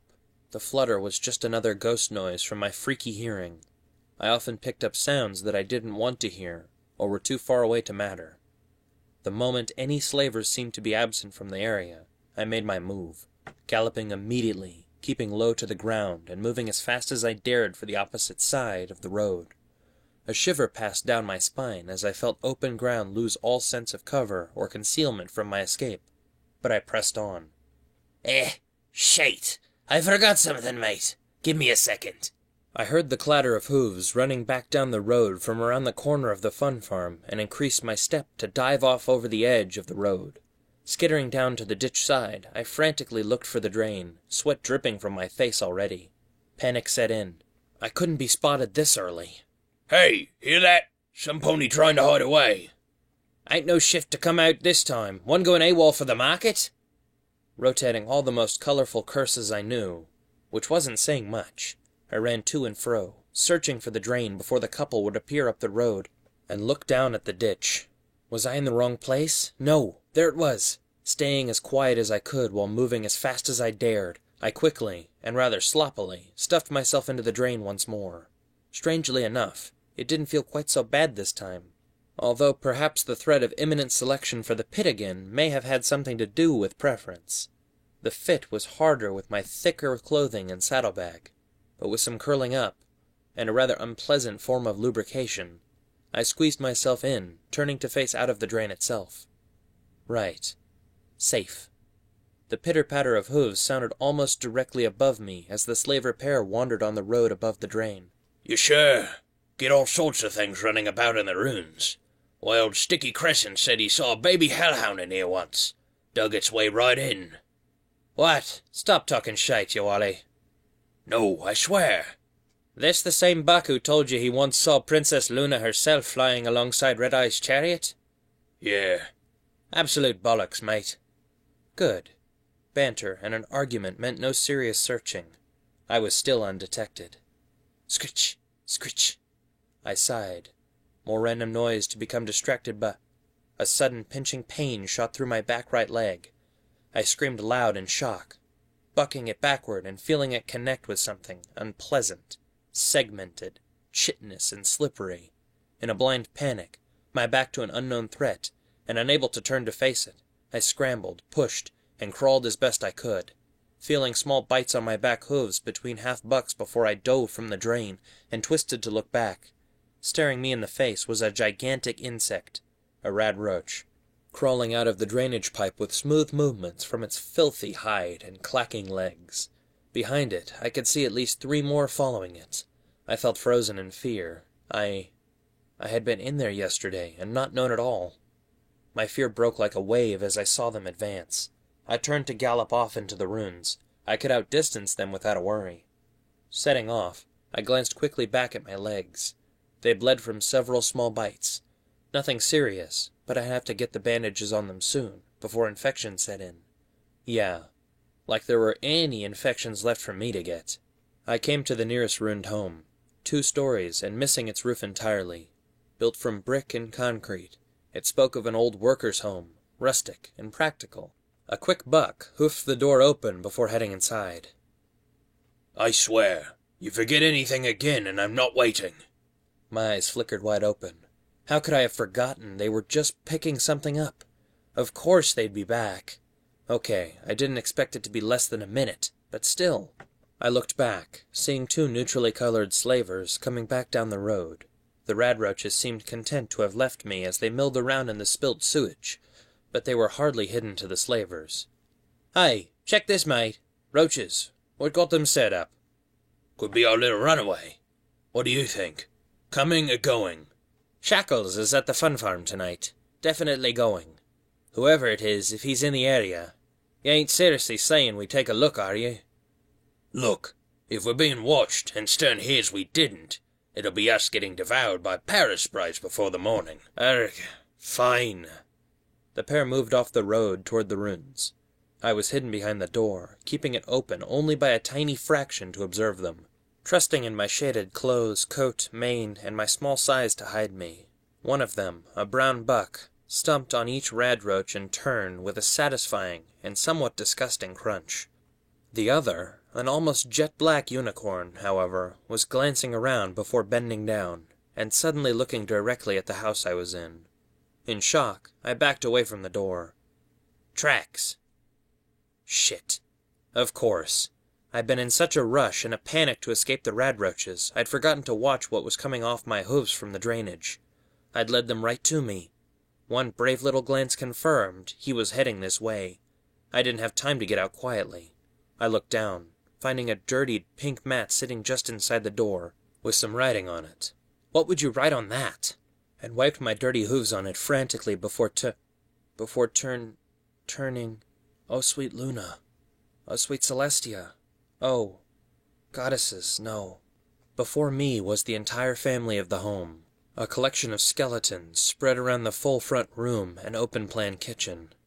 Pony-shaped sets of bones, stripped bare by balefire and weathered by time, yet still roughly posed enough to indicate that they had been taking shelter as best they could when the warnings had sounded in the city 200 years ago. Some were smaller than the others. A memory was unpleasantly reminding me of a certain farmhouse. I was intruding upon their memory.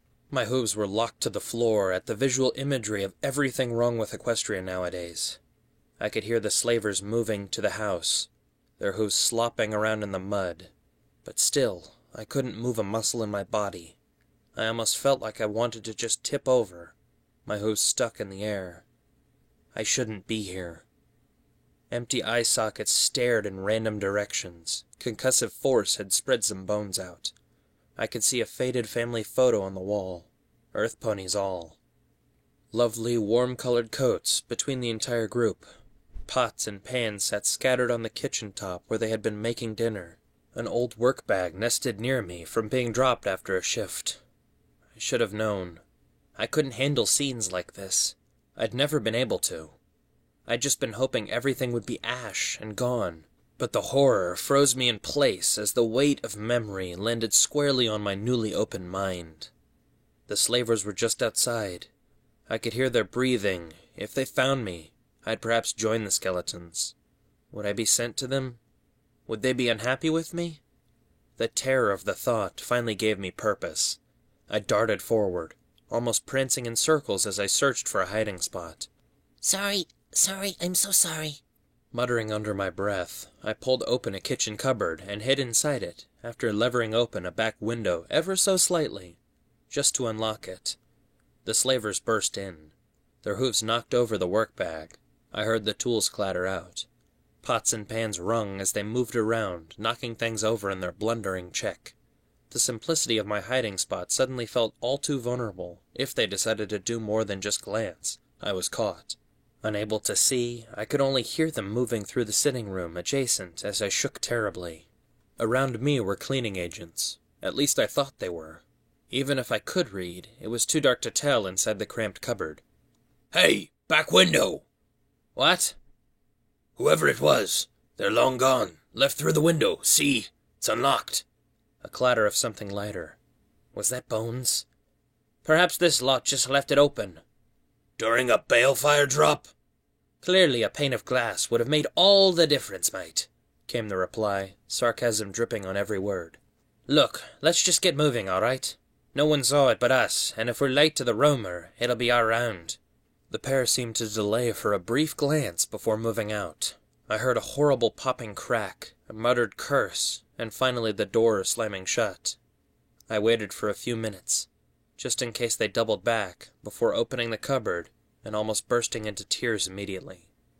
The slavers had, in their simple visit, destroyed what was left. The kitchen utensils were scattered all the more. The undisturbed work-bag had been kicked over the floor. Worst of all, the largest skeleton's ribs had been snapped from a careless hoof. I couldn't stand this anymore. I'd bandage myself up someplace else. I had to get out of here, moving to the back door with a resolution to stick to the outdoors until the threshing mill. I paused only to check the surroundings before creeping out into the dead gardens between the rows of houses. Sticking to the fence, ducking below lifeless branches of long-dead bushes, and moving only when I could see no griffins, I pressed on. It had been close. I was behind schedule, but I could still do this. I knew I could. I'd had it easy thus far, despite what it may have felt like. I sat atop an old rickety garden shed, hidden behind a dead tree beside it as I glanced over at the threshing mill past the small wall. In days gone by, the low and long building must have been the local business to be so close to these houses. Built mostly from wood, it had been repaired by hastily bolted-on beams and sheets of rusty metal by the slaves over the past few years. As such, it gave a very patchwork appearance, oddly traditional next to the industrial nightmare surrounding it from Philadelphia. I imagine this must be a pre-war building in the sense of existing long before the first shot of the first skirmish was fired at all. Thick lines of slaves were being led in and out. Good. I had to go through it to reach my destination. From the helter-skelter, I had seen masses of guard walkways between larger factories and warehouses around the entire area. Comparatively, going through the threshing mill would be safer, if only in a sense of having cover should I be spotted, as opposed to a large open area watched by scoped rifles. I sat on my haunches, tapping a hoof on the shed as I contemplated my next move. All that time I was still trying to fight off the slave in my mind. It taunted me, chided me, screamed that this was wrong, and urged me to turn around. Go back to my master. Go back to the predictable life where I knew my place. Sacred goddesses, what was I doing here, trying to escape? I was about to run under their guns in some suicidal urge to try and save my own life. That wasn't for me to decide. I fought the tears, my head lowering. However, as I did so, my eyes found the pip-buck, strung to my right foreleg tightly still. I'd wanted it visible. I needed it visible. The stable-dweller's inspiration was all that was keeping me going. She had escaped this place to evade death, so I could do the same. This reminder of her, strapped to my leg, was the symbol. She had one as a cutie mark. Now I knew why. Mentally bucking myself back to reality to be more careful, I placed myself closer to the roof, hunkering down on all four legs as I crept to the edge. I almost squeaked as I looked over and saw a row of slaves passing by the street not 12 feet from me that I'd almost missed. Trudging and weary they, like before, were of a smaller stature like myself. As I watched their despondent faces, dragging hooves like iron weights and scarred sides from the thresher machine, I began to think. I didn't have long. Any plan would have to do to get inside when not on my own shift. Perhaps I could sneak among them, hide in plain sight. Time was short. Drawing my saddlebag off, I began to wind some spare cloth around my pip-buck. It was a dead giveaway if unhidden. The rest could pass around the dirty slaves, I hoped, but I swung my knife around to the inside of my leg instead to keep it better hidden. Checking the bandages on my legs were tight. I dropped with a soft wood from the garden shed. I never was one for landings. It was perhaps a good thing I couldn't fly, and waited for the slavers guarding the procession to look away. With practiced, depressive steps, I silently trotted into line, fighting down the chains binding my mind from tempting me to fall back into actually being a slave. A filthy green mare looked sideways at me as I gently shoved my way to the middle of the slave march. I tried to smile back, receiving only a scowl in return. I put my head down, glancing only briefly as I heard a little flutter from nearby, probably an old piece of cloth in the wind. Every muscle twinged. Guards were looking at me, scanning the crowd from above and beside. Whips cracked, urging the smaller slaves into the mill's cavernous doorway after pressing through the fence gates. Feeling myself being bumped from side to side by the thinning space for so many ponies to squeeze through, my concentration was entirely on staying on my feet. To keep moving like your average slave, and don't draw any attention. Like your average slave, I thought. Looking around me, I saw ponies shuddering, crying, and fearfully looking around. I hated my fellow slaves. They would kill me as soon as look at me if they knew about my wings. But seeing them on the night of my hopeful flight from Philadelphia, I began to feel a sadness for them that was entirely new. I'd get out of here, but these ponies were to be left to work, hurt, and die with no change brought by my leaving. There was to be no escape for them. Normality would drive them to their deaths, whether sharp and painful, or slow and lingering. With practiced and weary steps, they made their way to the threshing machine. It still ran full tilt, the last shift only having just vacated. Even from the crowd I could see the stains on the floor, red marks of long past, and the recently dried ones of the pony who had unexpectedly saved my life. I had to stop, the trembling of a close shave with death still passing through me whenever I thought on it, giving me a pause to lean against a wall for a moment. Death from Philadelphia was without favoritism. What if it had picked me for a random and messy end? What if it picked a mare? What if I returned with a team to liberate them all, and I found that she had been killed by some drunken slaver for no reason at all? Drop the saddlebag, slave! I blinked my eyes open, gasping in shock as I turned my head slowly. Painful inevitability reared its ugly head as I gradually focused on the sight of a dark red and black-clad unicorn mare staring down at me. A cane hovered in her telekinesis magic field as her eyes inclined towards a storage locker. You won't be able to move without getting caught with that thing on. Dump it in the room. You can pick it up later once you're done. Her colleague, an earth pony buck with an entirely shaved mane, moved up beside me. We'll keep it safe for you, honest. We'll only take 10% of your caps. Other slavers go for higher amounts. Best deal. Oh, you had to be kidding me. Really? Come on, get ready. Take your place. Dump those clothes and those ridiculous goggles, too. Far too bulky to work under the thresher. Well, come on. Not good. Not good. Not good at all. I had hoped that I could slip right into the threshing line and make a dash for the back door the corpse had been taken to earlier. Since when did slavers start to care about safety? I glanced back and forth at the pair, searching for the words. I can't, see, this is stuff for Wicked Slit. Good. That bitch killed 2 of the slaves we lent her last week. Do you know how hard it is to find unicorns who can pick locks in this damn wasteland? Come on, give us the stuff. You can just tell her you got mugged. Somehow, I doubted that would work, even if I wasn't lying through my teeth. Damn it. This plan wasn't working. I had pictured me perhaps having to run under gunfire, overcoming fear to charge out into a free life. But this was just stupid. Come on, hurry up and drop the goods, slave. Please, I'll be fine. I practically begged them, lowering my head. I'll take the risk with it on. If I could just get past them, then I could slip out. Other slaves were beginning to pay attention to this, some slavers casting eyes from outside the doorway into the threshing room as well. Oh, for Luna's sake, Bearhoof, just take it from him. Slaves shouldn't have bags anyway. I felt the earth pony grab a hold of my saddlebag strap with his teeth from the side. Struggling, he smacked me with a hoof a couple of times as I tried to shake him off in a blind panic. Terror struck me. What if he pulled my vest off? I'd gotten lucky earlier. Stay still! The buck shouted through clenched teeth. I kept moving from side to side, grabbing onto my saddlebag however I could, a fight to keep it on me quickly becoming a small scuffle that almost ended the moment that I felt his hoof attempt to beat me on my side to keep me still. A metallic clang rung through the room as he pulled back, more surprised than genuinely hurt, as his hoof impacted on the metal plate I had hidden there. What in the hell? Grab him! If I'd moved faster, that would have been my chance, but a momentary pause to check my fleece hadn't shifted gave Bearhoof an opportunity to grab me again. I felt his front hooves wrap around my torso as he launched at me. His weight pulled me to the floor with a crash from both our belongings impacting in their bags. I could smell his rotten breath just above my head, feel every bit of his weight pressing down across my back and rump. The pressure on my wings gave way to a pathetic squeal of pain. The continued rubbing as he shifted, trying to pin me down with his weight, was like being rubbed against a grindstone to my wings. The unicorn wandered over. She would cut off my only route in a second.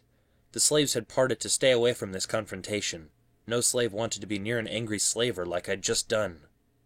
Good. Now just stay still like an obedient little slave while we get all this off you. Thankfully, through my pain and fear, I remembered one way to get a buck off me. I struggled up just far enough to lift my back right hoof and fire it backwards as hard as I could.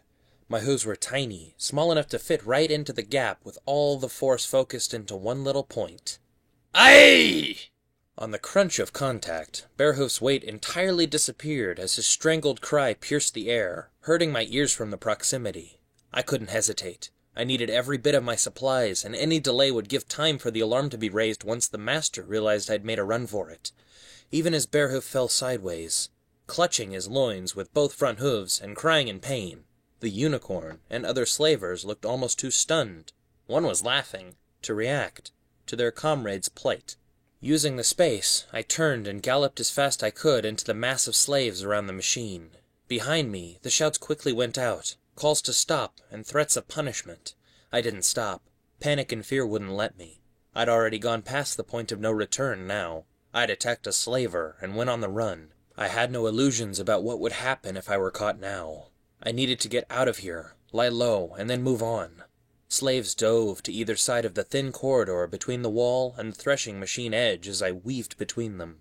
The slavers were in hot pursuit, shoving slaves brutally away as they levitated batons, knives, and whips. They were faster than me, and, unfortunately, I only had a straight corridor for the huge machine to run down. Beside me, the whirling blades of the thresher continued their work even as every pony stood watching the chase. Wait. I felt a slaver right behind me, the swish of a cane. In a moment, I ducked, rolling sideways to be under the machine once again. 10 seconds time to use. I crawled forward, trying to get beyond a big mass of slaves nearby before the blades came back. Leftover refuse and thread built up around me as I moved in the confined space, rubbing the string above me from the saddlebag. The strands got in my mouth, eyes, and nose. I could see the other side of the crowd standing. That would slow them down. It would take them some time to force their way through the slaves in the thin gap between machine and wall. But I could circumvent it under the machine. Ha! Who said being small was yar? 2 hooves stretched out, grabbing my back leg. A slaver had crawled under the machine itself to get me. Too big to properly fit. A maniacal grin covered his face as I tried to kick at him. Up at the top, the blades reversed, hurtling back towards us. The slavers didn't know how short a time it was under here.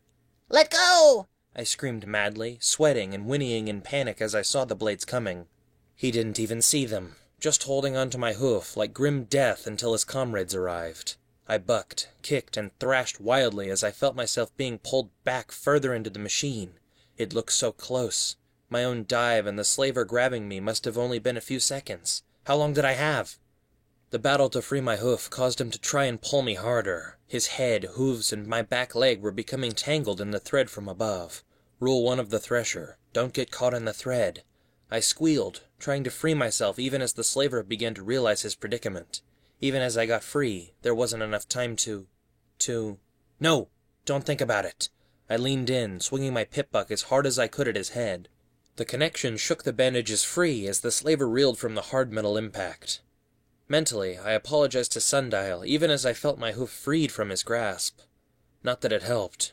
The pair of us were still stuck in the thread like a spider's web. The machine was being slowed by the tangled thread, but the blades kept advancing slowly, sorting the thread back properly. If they reached us, then we'd be sorted with it.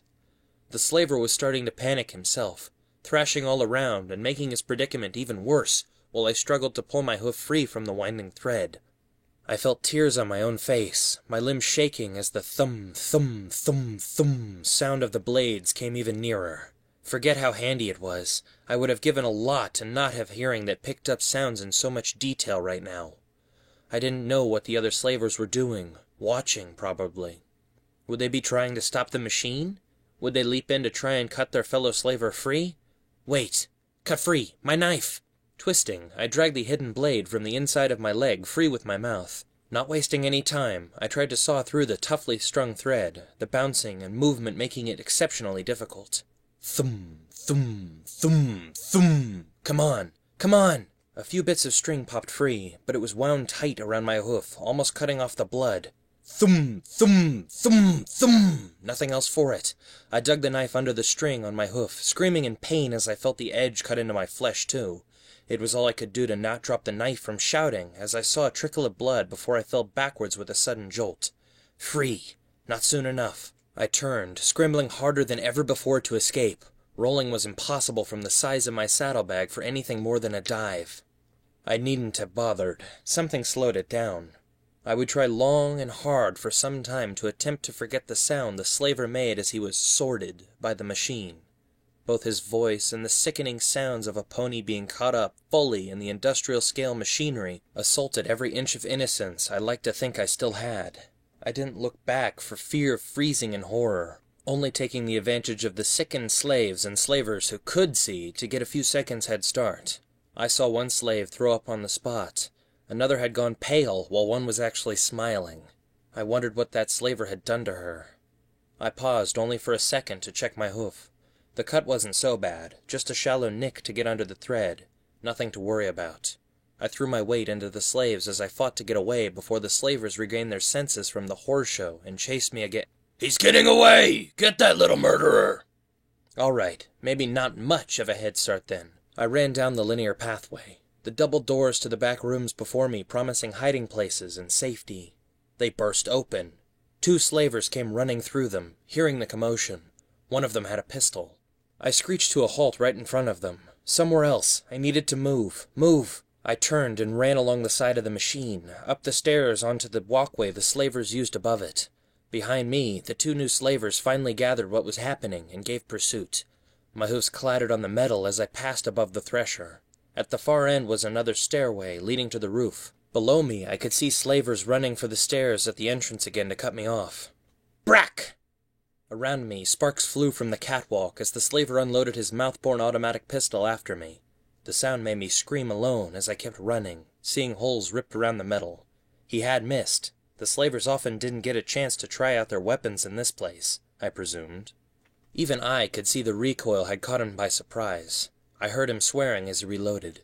Slaves were screaming, diving to the ground as the gunfire rang out while the slavers ran onto the catwalk after me. Pushing my little stride to its limit, I galloped for all I was worth, trying to outrun the ponies below before they got to the other side. I realized I was still whimpering, more scared of being caught than determined to actually escape. The entire catwalk shook with the 4 or 5 slavers rushing after me. The imagery of it collapsing into the whirling machinery below scared me enough to increase my rate as much as I could. Funny, I hadn't ever even seen the entire machine was mirrored on the other side of the hall, too. Another row of slaves had stopped to gaze upward at the scene. The slavers pulled ahead on the ground. I wasn't going to make it. Brack! I hit the ground hard, rounds spraying over my head. The deadly whiz past my ears almost led me to think I'd been hit before I saw the burst had struck a supporting girder on the roof. Along with the massive weight and thumping hooves, I felt the entire structure tremble. Ooh, not good. The slavers down below stopped, unwilling to run onto the slowly twisting and shuddering walkway after witnessing what had happened to their friend before. Galloping at an angle, I ran to the second stairs, diving for them just as I felt the entire walkway collapse beneath me. A shriek of tortured metal bit through the air as the entire construction bent and tore from the roof, the long walkway bending to the side and landing atop the sensitive machinery. Screams and swearing sounded behind me as the slavers tumbled down it, landing amongst the threads as the blade shattered and shuddered to a stop. Slaves ran in every direction as blades of metal flew from the ancient machine as the edges bit into the walkway and then themselves flew off. The noise was absolute, crashing mixed with screams, the thunk of metal embedding in walls crossed with the twanging of thousands of pieces of string at once being severed. I heard the slavers cry to get outside and surround the building. Another shouted to go and fetch griffins to bring me down. One bellowed to watch for me leaping off the building. Emerging onto the roof, slanted and covered in disjointed slates, I ran away from the hole as fast as I could before brack! Bullet holes punched through the roof, one tearing close enough to glance off my side, the heavy steel plate receiving only a small touch from it, but the impact alone knocked me from my hooves. Tumbling toward the edge, I cried out as I slammed my hooves onto the roof, only stopping as they caught a downed power cord resting over the building. Come on, Murky. Panting to myself, I fought to keep myself balanced across the roof. I could hear slavers rushing out into the yard surrounding it, shouting to the guard towers behind me at the entrance. I ducked behind a set of chimneys, hidden among them from any snipers. I needed a hiding spot, but they knew I was up here. How long till griffins arrived? I couldn't stop shaking. I was scared. Oh, so scared. No, terrified. They were hunting for me, all alone with no pony to help me. I wish number 6 were here, or the stable dweller. They could tell me where to go, what to do. They'd find some daring thing to jump into. Enlightened by the idea, I stuck my head out. Slavers hadn't come to this side yet over the diagonal roof. At the same time, sickened horror and a life-saving idea came to mind as I looked down. Below me was the mass grave, hundreds of ponies, dumped in death into the old waste pit. I could even see the sleigh from earlier splayed across the top, the most recent corpse. Surely the slavers wouldn't spot one more addition to the pile, right? My mind rebelled. Of all things I'd hidden in, this was too far. I'd taken refuge in pigsties, rotten food cupboards, spider-infested holes, drainage ducts, and musky cellars, but this was too much. I couldn't. Got word from Stern. She's sending a wing over to locate him. I had to. This had gone too wrong already. I'd been spotted and called out as an escaping slave. I didn't have time to hang around and try for a different way. I needed to move my plan along before word got to the wall. If they found out... I steadied myself on my hooves and clenched my teeth. This wasn't going to be pleasant at all. Oh, how I longed for my pigsty again. With a short canter, I dove from the roof. It was only a single story high, but to a small pony like me it felt so much higher as I tumbled, hooves first, toward the mass grave. With a hard thud, I landed heavily. The air knocked right out of me as all 4 hooves protested at the jarring impact. My cuts stung badly at the exertion as I tried to get up. All the time, I tried to not think about what I had landed on. It was impossible. They squelched under me. A rotten stink threatened to make me vomit. Flies buzzed around my head. I had stains on me.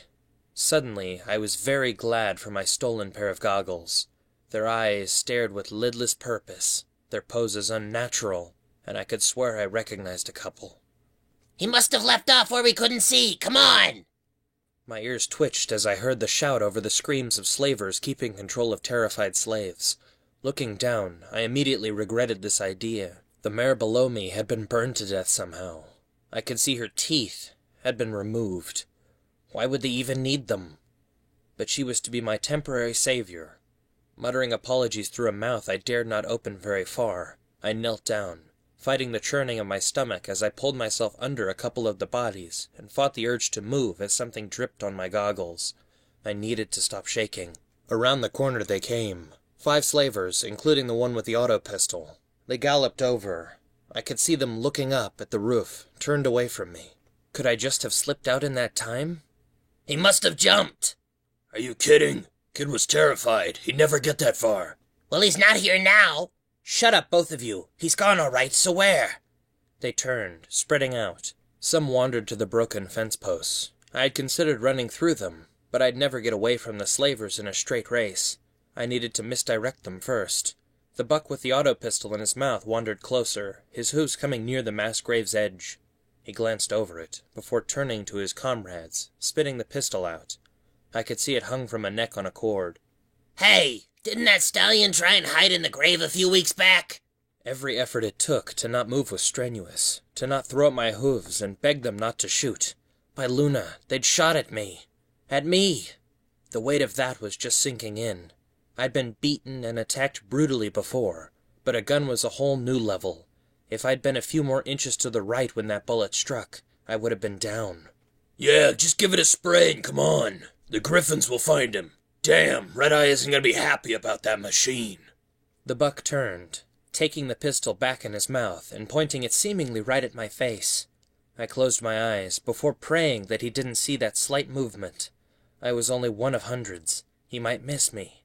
He might miss me. Brack! I felt a corpse move, kick up, shudder, and jerk under the barrage. For a second or two, it felt like they had all come to life again, clamoring, grabbing, pulling me deeper into them.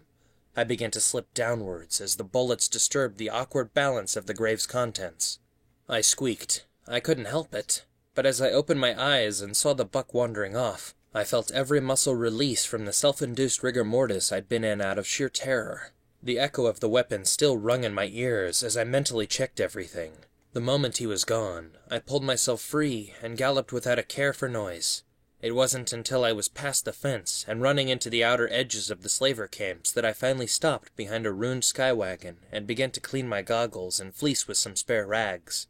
I stopped, only as my stomach twisted. Reality caught up to me, and I realized what I had done. I spent the next 10 minutes getting rid of everything I had eaten lately at all, before collapsing in a shuddering heap inside the skywagon. Ahead of me lay the end run.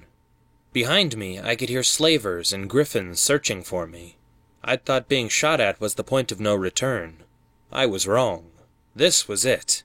If I moved past here, I ceased to be a slave attempting to get away from a guard trying to harm them, and became a slave trying to escape entirely. There would be no warnings, no punishments, no pit, and no hope if caught. Punishment for going into the slaver camps around the edge of the wall were immediate death or painful death, depending on the mood of the guard who caught you. I was stuck. Fear had taken me at every joint and muscle against moving further. The slave in my mind was begging with me, bringing thoughts of other ways to survive. Perhaps I could find enough things to convince Artery to heal me instead to live. What if I stole things to survive and just hide? I fought them down. I knew they weren't possible. Not truly.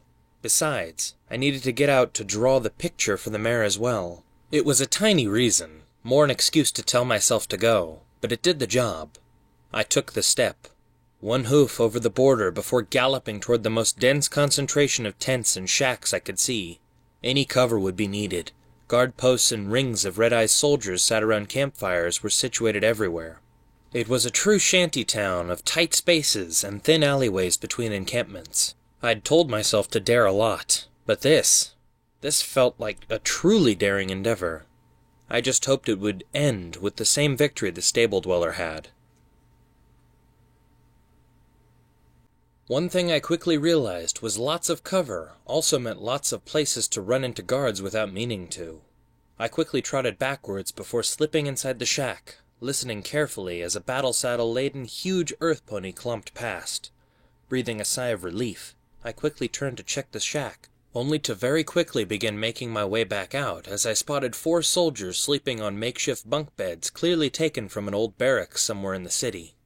I was sweating profusely. Not just from exertion, not just from fear, but the heat reflected inwards off the massive wall nearby noticeably made things worse under my heavy fleece. Trotting the way the guard had come, I stuck close to walls, trying to convince myself everything was fine. The stable dweller had done this from the pit, right? She'd been spotted right away. I'd gotten to the camps without a single pony following me. Did that mean I was doing better? Remembering the iconic waves of magic swirling about her as she had ascended, I quickly put my ego back in its place. She hadn't needed to sneak. Ducking low, I stuck behind a shack's corrugated metal fence. I could hear guards muttering to one another on the other side as I moved hoof by hoof past them. Asphalt and hard rock made silence difficult as my hooves touched ground, dropping my speed to a painful crawl.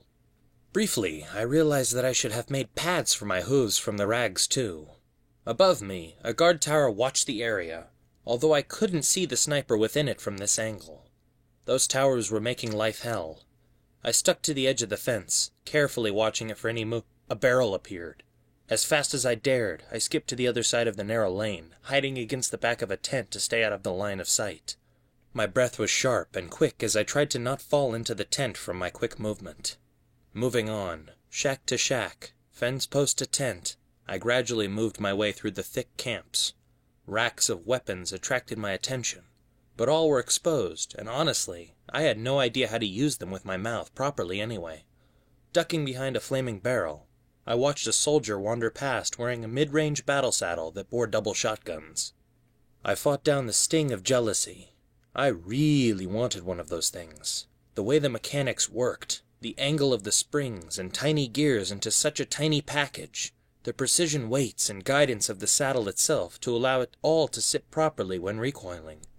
If only for the amazing content, I wanted to steal it from his back. The fact that it looked like it could turn me into a fine mist was all that stopped me from wanting to somehow find a way.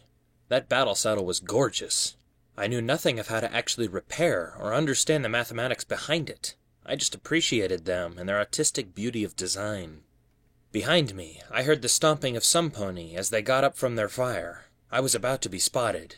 As quickly as I could, I was forced to follow the soldier with the battle saddle. Creeping right behind him, I simply hoped that he would pass a turning before the one behind me turned the corner.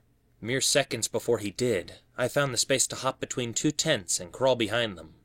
They had their backs to a fence, but with a little light hoofing the ground, I dug a hole just deep enough to allow my small size to squeeze under, pushing my saddlebag before me. I emerged inside a tent I hadn't even known was so close to the other side. With no flooring, I clambered up without obstacle, taking it inch by painstaking inch as I saw two bucks were sleeping at the side with their weapons leaning nearby. I froze as one shifted, hooves rubbing his eye. Carefully, I tried to move before he woke up. With a stretch, he dumped himself right back down, still fully asleep. Oh Luna, you naughty princess. I wasn't sure whether I wanted to laugh, roll my eyes, or retch in disgust. Many ponies of the wasteland didn't believe in the goddesses anymore, even if they still swore by them. But I'd been brought up by a mother who knew better. To think such things of the great goddesses, what a sick buck. Edging around the tent flap, I noticed it opened into a large communal area with a roaring fire at the center. Guards surrounded it, passing plates of unidentifiable meat between one another from a grill plate over the flames. Sitting on logs, they all stared into the fire, or at one another as they conversed loudly. At least 4 or 5 conversations going on all at once. I could sneak by this. I'd done harder things before in quieter areas. It may have been loud, but it was about to get much louder. It started slow, but with the inevitable volume carried within its wailing drone, the Philadelphia Balefire warning siren began its deathly eerie klaxon scream. Growing in volume second by second, it roared into the Philadelphia sky, raising hairs on every pony's backs for miles. Even now, 200 years on, the sound still struck absolute terror in many, me especially. Louder and louder, my ears began to hurt as every guard in the area shot to their feet. The clattering of weapons, rush of hooves, and screams for what was going on filled the air. I felt rooted to the spot as the sound seemed to penetrate my entire body. Images of skeletons in dead homes, of balefire wreathing through cities, of a world ending, and the goodness of Equestria being burned out from an unstoppable and indiscriminate wave. Back then it had signaled the end of the world. Today it was the call to arms against attack, or for escaping slaves. The master had alerted them. The Thresher slaves would have confirmed the direction. My head start was over. They were coming for me. I took off. Stealth was pointless now. Guards would be searching everything, with enough determination born of the screaming siren's incentive. Above me, waves of griffins took to the sky, and every guard tower lit with their magical energy bulbs, to shine red glares upon the area near the wall. Galloping at top speed, I sped past the guards, not caring if I was spotted. I no longer had the time to worry for that. If I didn't get through the wall before the guards atop it were settled, I'd never get 100 feet from the borders of Philadelphia. He's right here! Open fire! Booming retorts of rifles followed by the staccato clattering of automatic weaponry sounded in my wake, stopped only by the massive cover in the shanty town the guards lived in. Diving around a corner, I rolled as best I could to come to my feet sideways and rushed for any small hole I could find. Sneaking was gone, but I could still evade. The wailing in the air and the screaming of guards was too much commotion for me to even think about fear as I wriggled between shacks and jumped tie lines from tents. I spilled a crate of rifles as I crashed into it, before screaming and running inside a tent as soldiers piled into the clearing. Drawing my knife, I cut through the back of it as fast as I could, a hole so small only I could fit through. Behind me, a heavily sleeping mare was cut down by incoming rounds as they attempted to hit me through the tense canvas. How many times I ran from gunfire. How many sniper shots rang out as they caught a tiny glimpse of me between buildings. How many times I was screamed at to stop. I kept going. To stop was immediate death. To keep going was survival, escape. I burst from the edge of the camp, collapsing and staggering to my feet. Gunfire pocketed the mud around me as I weaved, dodged, and ran for all my worth. Fucking hit him! You seen how small he is? Guards were pouring from the camp. Sweet Celestia, how many were there? The ground was open in front of me all the way to the wall. My memory flashed back as a booming speaker of Red-Eye's voice opened up, demanding the rogue slave to halt immediately. Standing in the road, Number 6 bellowing for me to follow, stopping scared in the wake of gunfire and the demands of my master. No, he was not my master. Not anymore.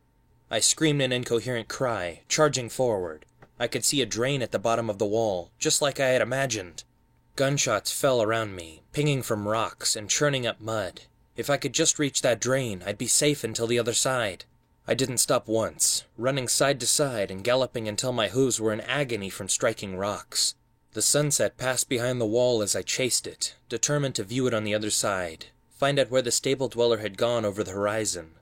I mounted the rocks, diving off them even as a rocket-propelled grenade blasted them into shrapnel. My rump stung as pieces flew into me, but I was too determined to stop now. To either side I saw guards running for me, but even I could tell they were too far away to catch me in time. A smile crossed my face. I dodged left and right confidently, knowing all along I had been meant to do this. Their gunfire missed me completely. Their attempts to hit a fast-moving and small target camouflaged against the night's darkness were met with failure, so long as I didn't run in a straight line. Tracer fire struck the wall. Shots for bringing me down went out. Above me, I heard a flutter in the sky. Like a glass pane shattering, realization struck me. Hearing it once was random. Time seemed to slow. Hearing it twice was a coincidence. Terror began to clench my stomach as I began to turn my head to look upwards. 3 times was a definite sign I had been followed the entire time. I saw the jet-black Griffin with the long-barreled rifle hovering in the air in slow motion. I tried to bend my legs, to dive out of the way into the drain. Kapow! It struck me mid-leap. The force of a sledgehammer slapping into my side. I felt the hot pain of the bullet crash through my torso and rip its way out of the other side, my armor plating completely failing to even so much as delay it. I fell, tumbling in the air in a slow arc before landing in a heap. All the gunfire ceased as I went down and briefly blacked out from the overwhelming force of immediate agony. Immediately, consciousness flowed back and brought with it a world of pain I had never once imagined could exist. I screamed, loud, rasping, and full of hurt. I clasped my hooves to my side. I couldn't even remember if that was the entry or exit. My entire body was racked with agony. I forgot my escape. I forgot the sunset and my freedom. All that was in my mind was panic, pain, and fear of dying ever so suddenly as reality shattered my imaginative fantasy. Thrashing in the dirt, my eyes clenched shut, I wailed for any pony, some pony to come and help me, to save me. I cried for number 6. I cried for the stable dweller, and hell, even Celestia herself to help me. My legs had gone numb. Forcing my eyes open, I almost fainted on the spot as I witnessed the pool of blood spreading from beneath me. Beside me, tauntingly, the drainage ditch sat, its murky number 7-sized hole forever to tease me with untouched potential. Oblivious to my pain and crying, the Griffin landed beside me as the guards moved in, weapons pointed. Regini, that was her name. The Griffin from yesterday. Whimpering and moaning loudly, I looked up at her, my tears mixing with the mud and blood on the ground as I raised a single hoof toward her, begging for help, to not be killed on the spot. She batted it away with her muzzle, before reaching down, her talons pulling my fleece up to examine the wound. I screamed as the wound was aggravated, and as she began to yank my clothing away. No, please, don't, you'll kill me. My word went unheard as she pulled it up. I cried out anew as I saw the injury myself, the exit wound. I had imagined bullets made small holes, but it had blown a chunk free of me. Whimpering, I looked away and shuddered. My limbs shook. I was going into shock. The guards broke their calm as they and Regini saw what lurked beneath my fleece. A Pegasus, she said, quietly and full of immediate hate.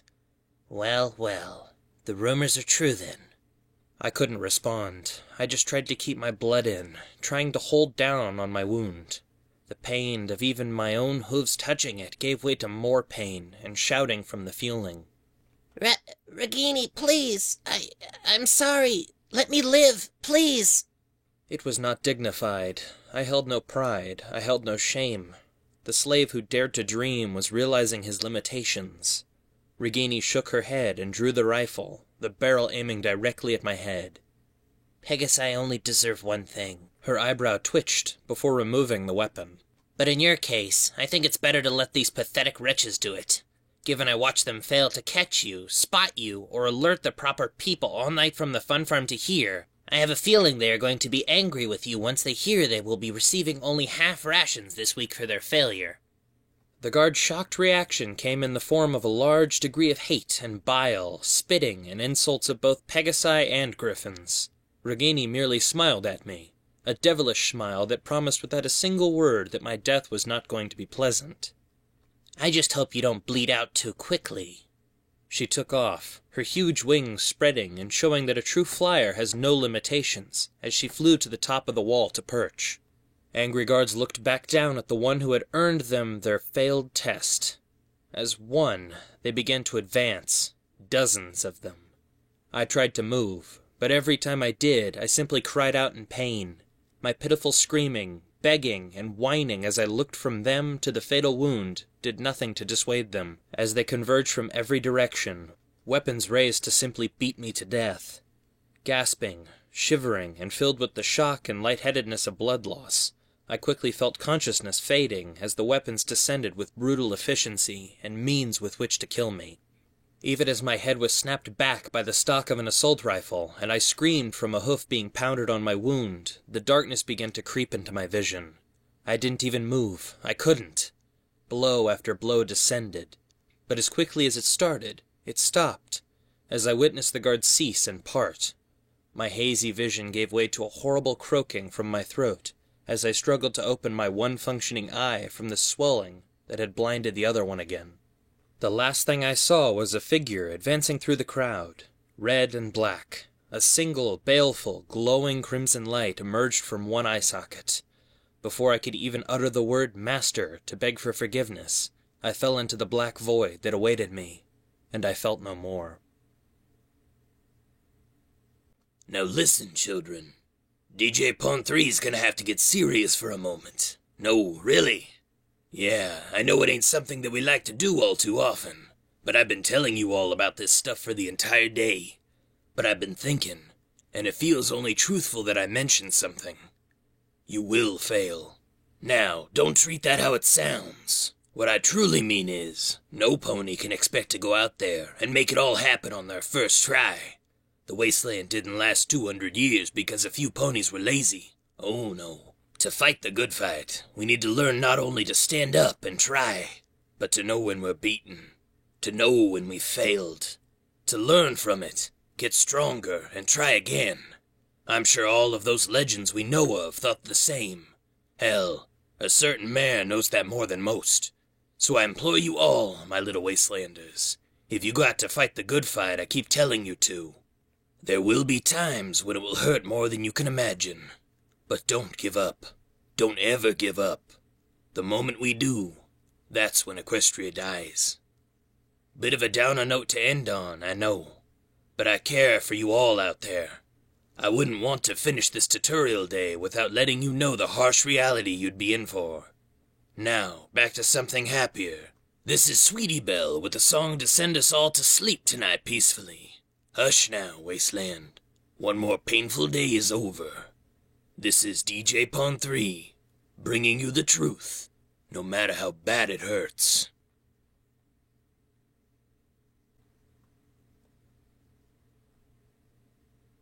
Death wasn't the end of my story, it seemed. Even amongst the black abyss of pain and defeat, I could hear voices. Some I knew, Velvet Remedy or DJ Pon 3. Some I did not recognize. They rang in my head, my ears picking them up from time to time. The pain flared, became worse. It threatened to overwhelm me. A sensation of drowning, of fighting to stay afloat. I felt some pony grab me, hooves around my body, lifting me up desperately. Lying on my back, I opened my eyes to see nothing but darkness, and one mare staring down at me. Light orange hair, streaked with red. I tried to speak, to reach out, but I just lay silent, unable to function in my own body. Every sound began murky and muddled, as though hearing from underwater. She spoke 5 words. I couldn't understand any of them. It looked like she was pleading. What did she say? She glowed with light, the brightness expanding before it contained my entire vision, and I woke. Hard metal and red haze greeted me as I awoke. I was lying on my side, distinctly not dead, but possessing a weariness that was hard to quantify to myself. Red smoke flowed from grills on the floor, searing my lungs and half choking me. Whoever put me in here to recover clearly had little care about my ongoing health. Wait. I twisted, checking my side. Scar tissue remained, hairs growing back already. It hurt badly. Feeling weak, and somehow I knew I'd never properly feel the same ever again. But it had healed. My lungs felt clearer despite the smoke in the small, cramped metal cell. Whatever they had used to heal me had affected my disease as well. It still felt present, but toned down. In many ways, I felt healthier than I had in years, recovering wounds notwithstanding.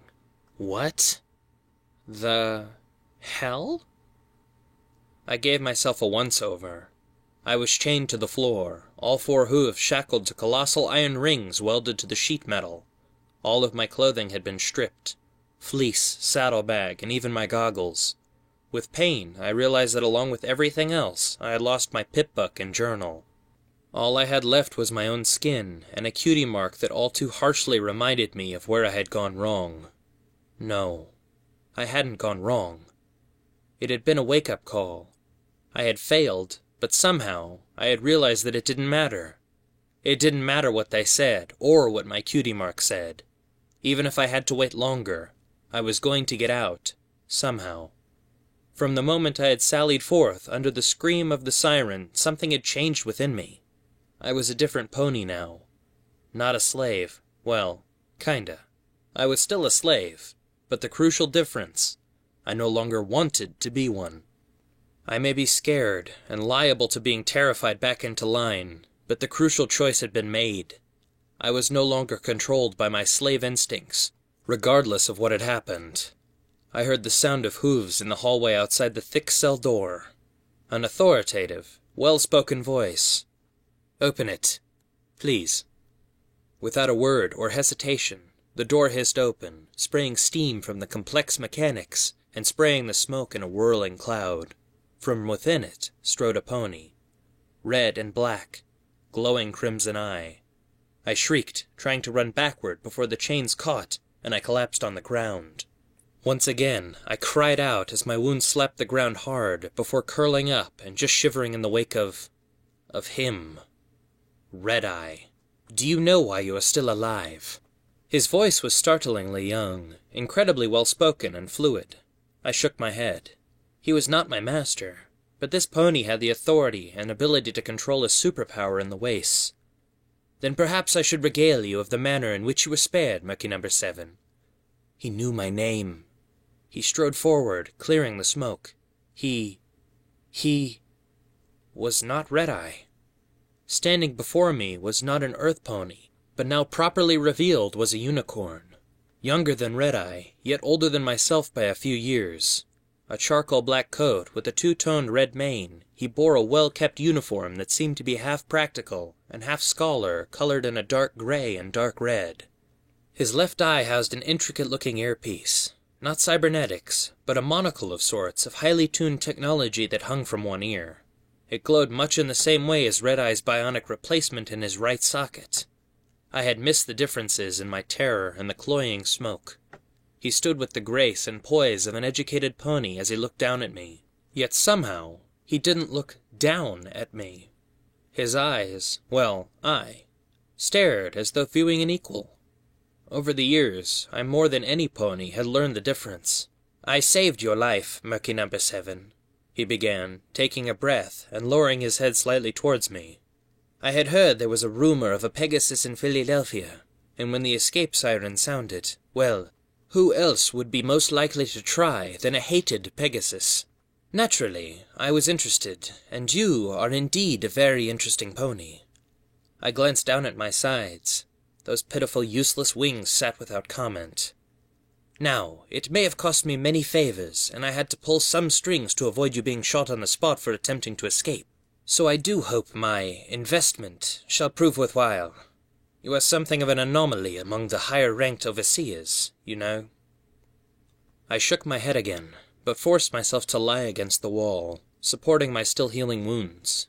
The unicorn's horn lit with red magic, drawing a bowl of stew in from behind him to sit before me. It was warm. They don't often encounter Pegasi, hence my interest in acquiring you to here. Now, come, eat. You are severely malnourished, Merc. I sniffed it. Proper apple stew. I didn't wait, digging in before it was retracted. The unicorn patiently waited as I slurped it down. The first proper meal I'd had in over 2 months. The taste, the freshness, and oh, the warmth. I wasn't very dignified as I gulped every piece down. I even licked the bowl before sighing in relief as my stomach, for once, properly filled. He smiled before calmly resuming.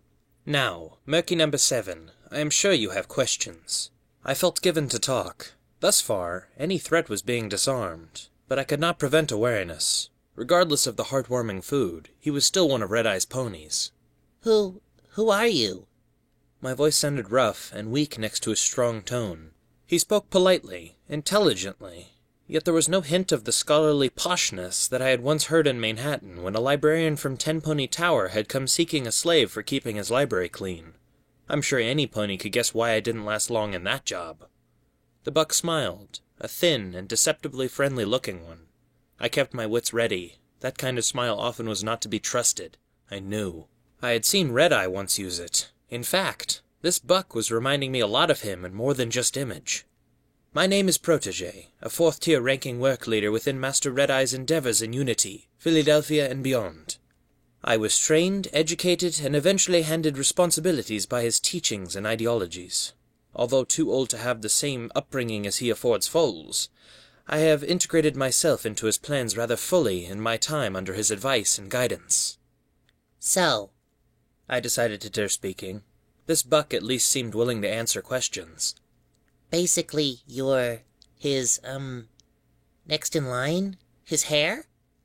"I believe you mean heir, Merc." He smiled almost too smoothly as he spoke. "And no, as much as I would appreciate the offer, I am not. Stern is his second in command. However, I have had the benefit of much contact with Master Red-Eye himself, including opportunities to be taught directly, one-to-one. Such times when I have sat with him and listened to his wisdom and teachings, to hear of the great unity he intends in his own words to my ears alone. As such, some might regard me as his student, as he charts my progress week to week, via reports if not in person." Protege looked to the side, leaving me with only the slightly unsettling view of his eyepiece. Indeed, I consider myself quite lucky. "Lucky to be trained to kill ponies like me?" I couldn't conceal the question. Every ounce of me hated what he stood for. I had lived my life in slavery, and now this clearly intelligent buck considered himself lucky to be taught to make more of it. "To kill you, Merc."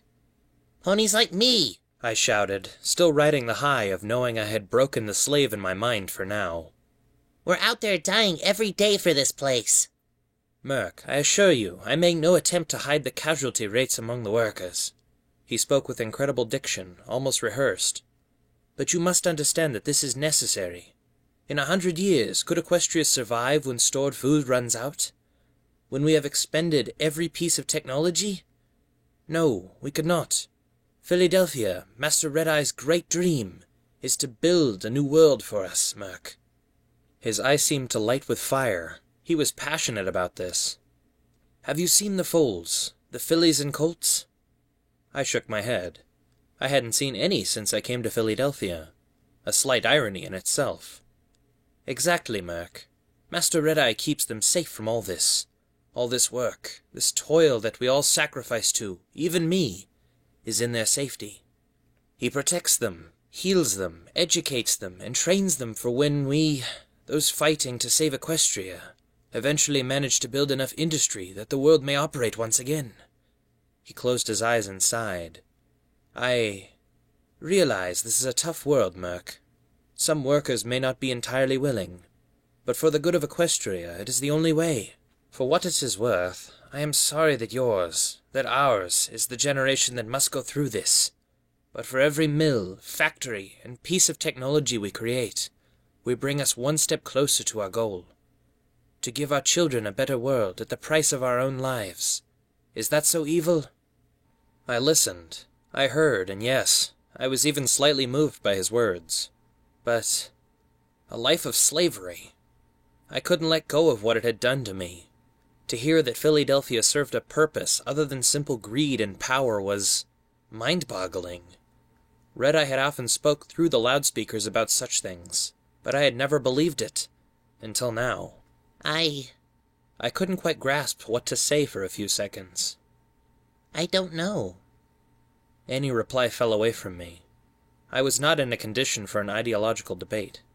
"Well then," continued Protégé, "perhaps I should move on to the next obvious topic. Yourself." I perked up, but remained silent. "You tried to escape, Merc." He wandered from side to side, pacing as he spoke. "However, as it was, to be frank, a rather unthoughtful attempt, for all your efforts. My subordinate, Ragini, had you tagged the moment you left the Fun Farm, as I'm sure you know. However, I must point out that she actually saved your life." She shot me! "And you," he continued without so much as a breath, "were about to crawl into a drainage tunnel filled with tainted chemicals that would have killed you in moments in a rather distasteful way. Did you not read the sign?" His voice dropped at the last sentence as I sighed and shook my head. I can't read. "A pity. Lucky for you that your choice in armor was fairly uninformed." She shot me with an anti-machine rifle. What good would any armor do? Protégé almost seemed to grin. "An anti-machine rifle, Merc. She shot you with a low-caliber sniper rifle she keeps from fire to flight. If she had used an anti-machine rifle, I assure you, I would have been using a mop to bring you here rather than my magic." Somehow, I didn't find the joke funny. This entire conversation was weird. I had thought myself free. Then dead, now once again in Red-Eye's stocks in a prison cell. This was too much to take in at once, really. Only Protégé's strange calmness and polite nature seemed to be holding even me together.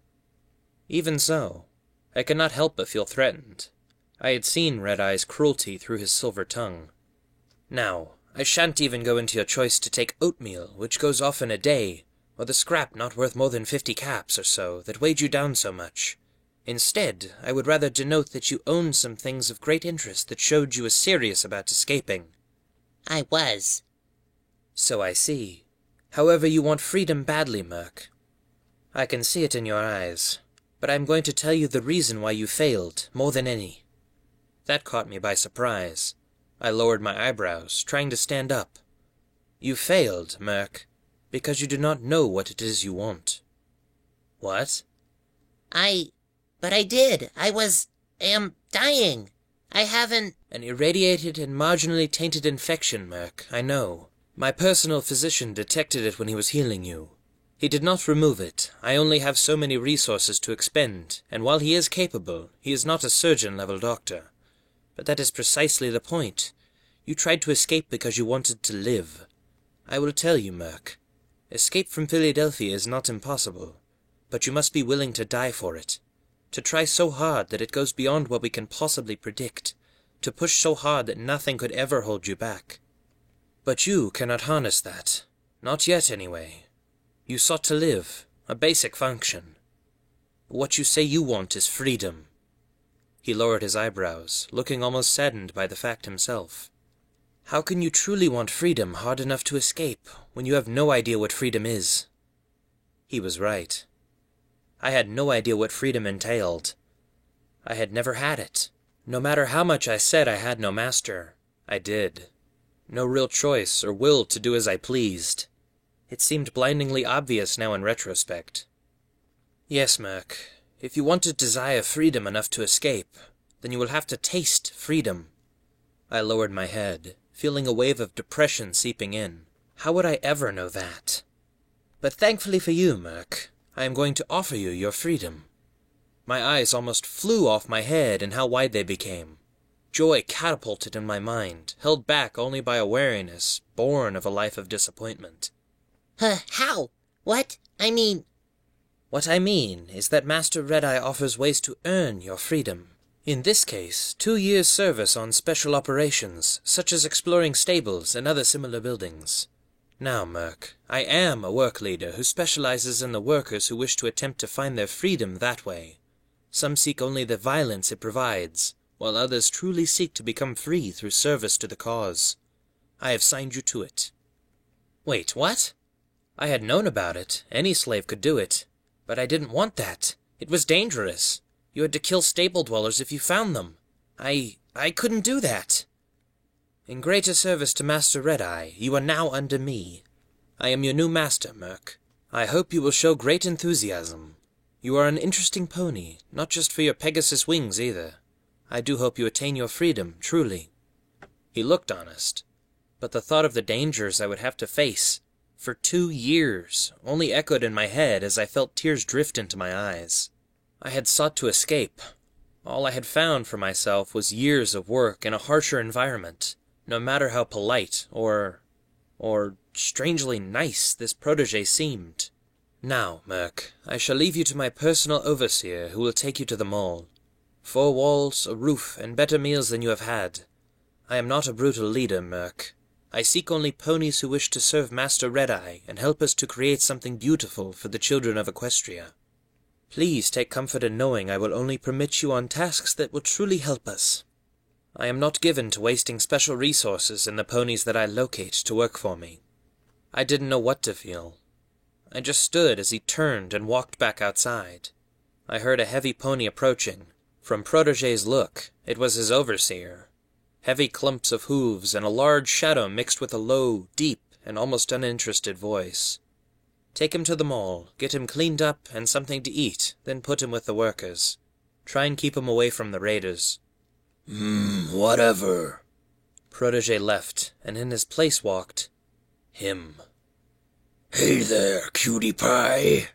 The master grinned wickedly as he passed his bulk through the thin doorway, backing me into the cell as he drew the key to my shackles. A deep, rumbling, and taunting laughter set my ears to water once again as I huddled in the corner.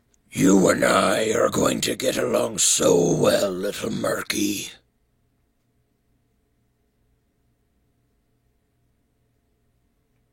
Footnote. Perk attained. Runt of the litter. You were never the largest, subject to a series of beatings and bullying through your life. You gain a small damage resistance bonus against non-critical unarmed attacks. Doesn't hurt any less, mind you. Footnote. Quest perk attained. Shadow Canter, rank 1.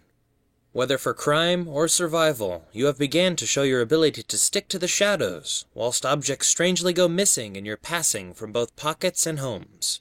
You gain +10 to sneak, and any thefts you make are twice as likely to succeed.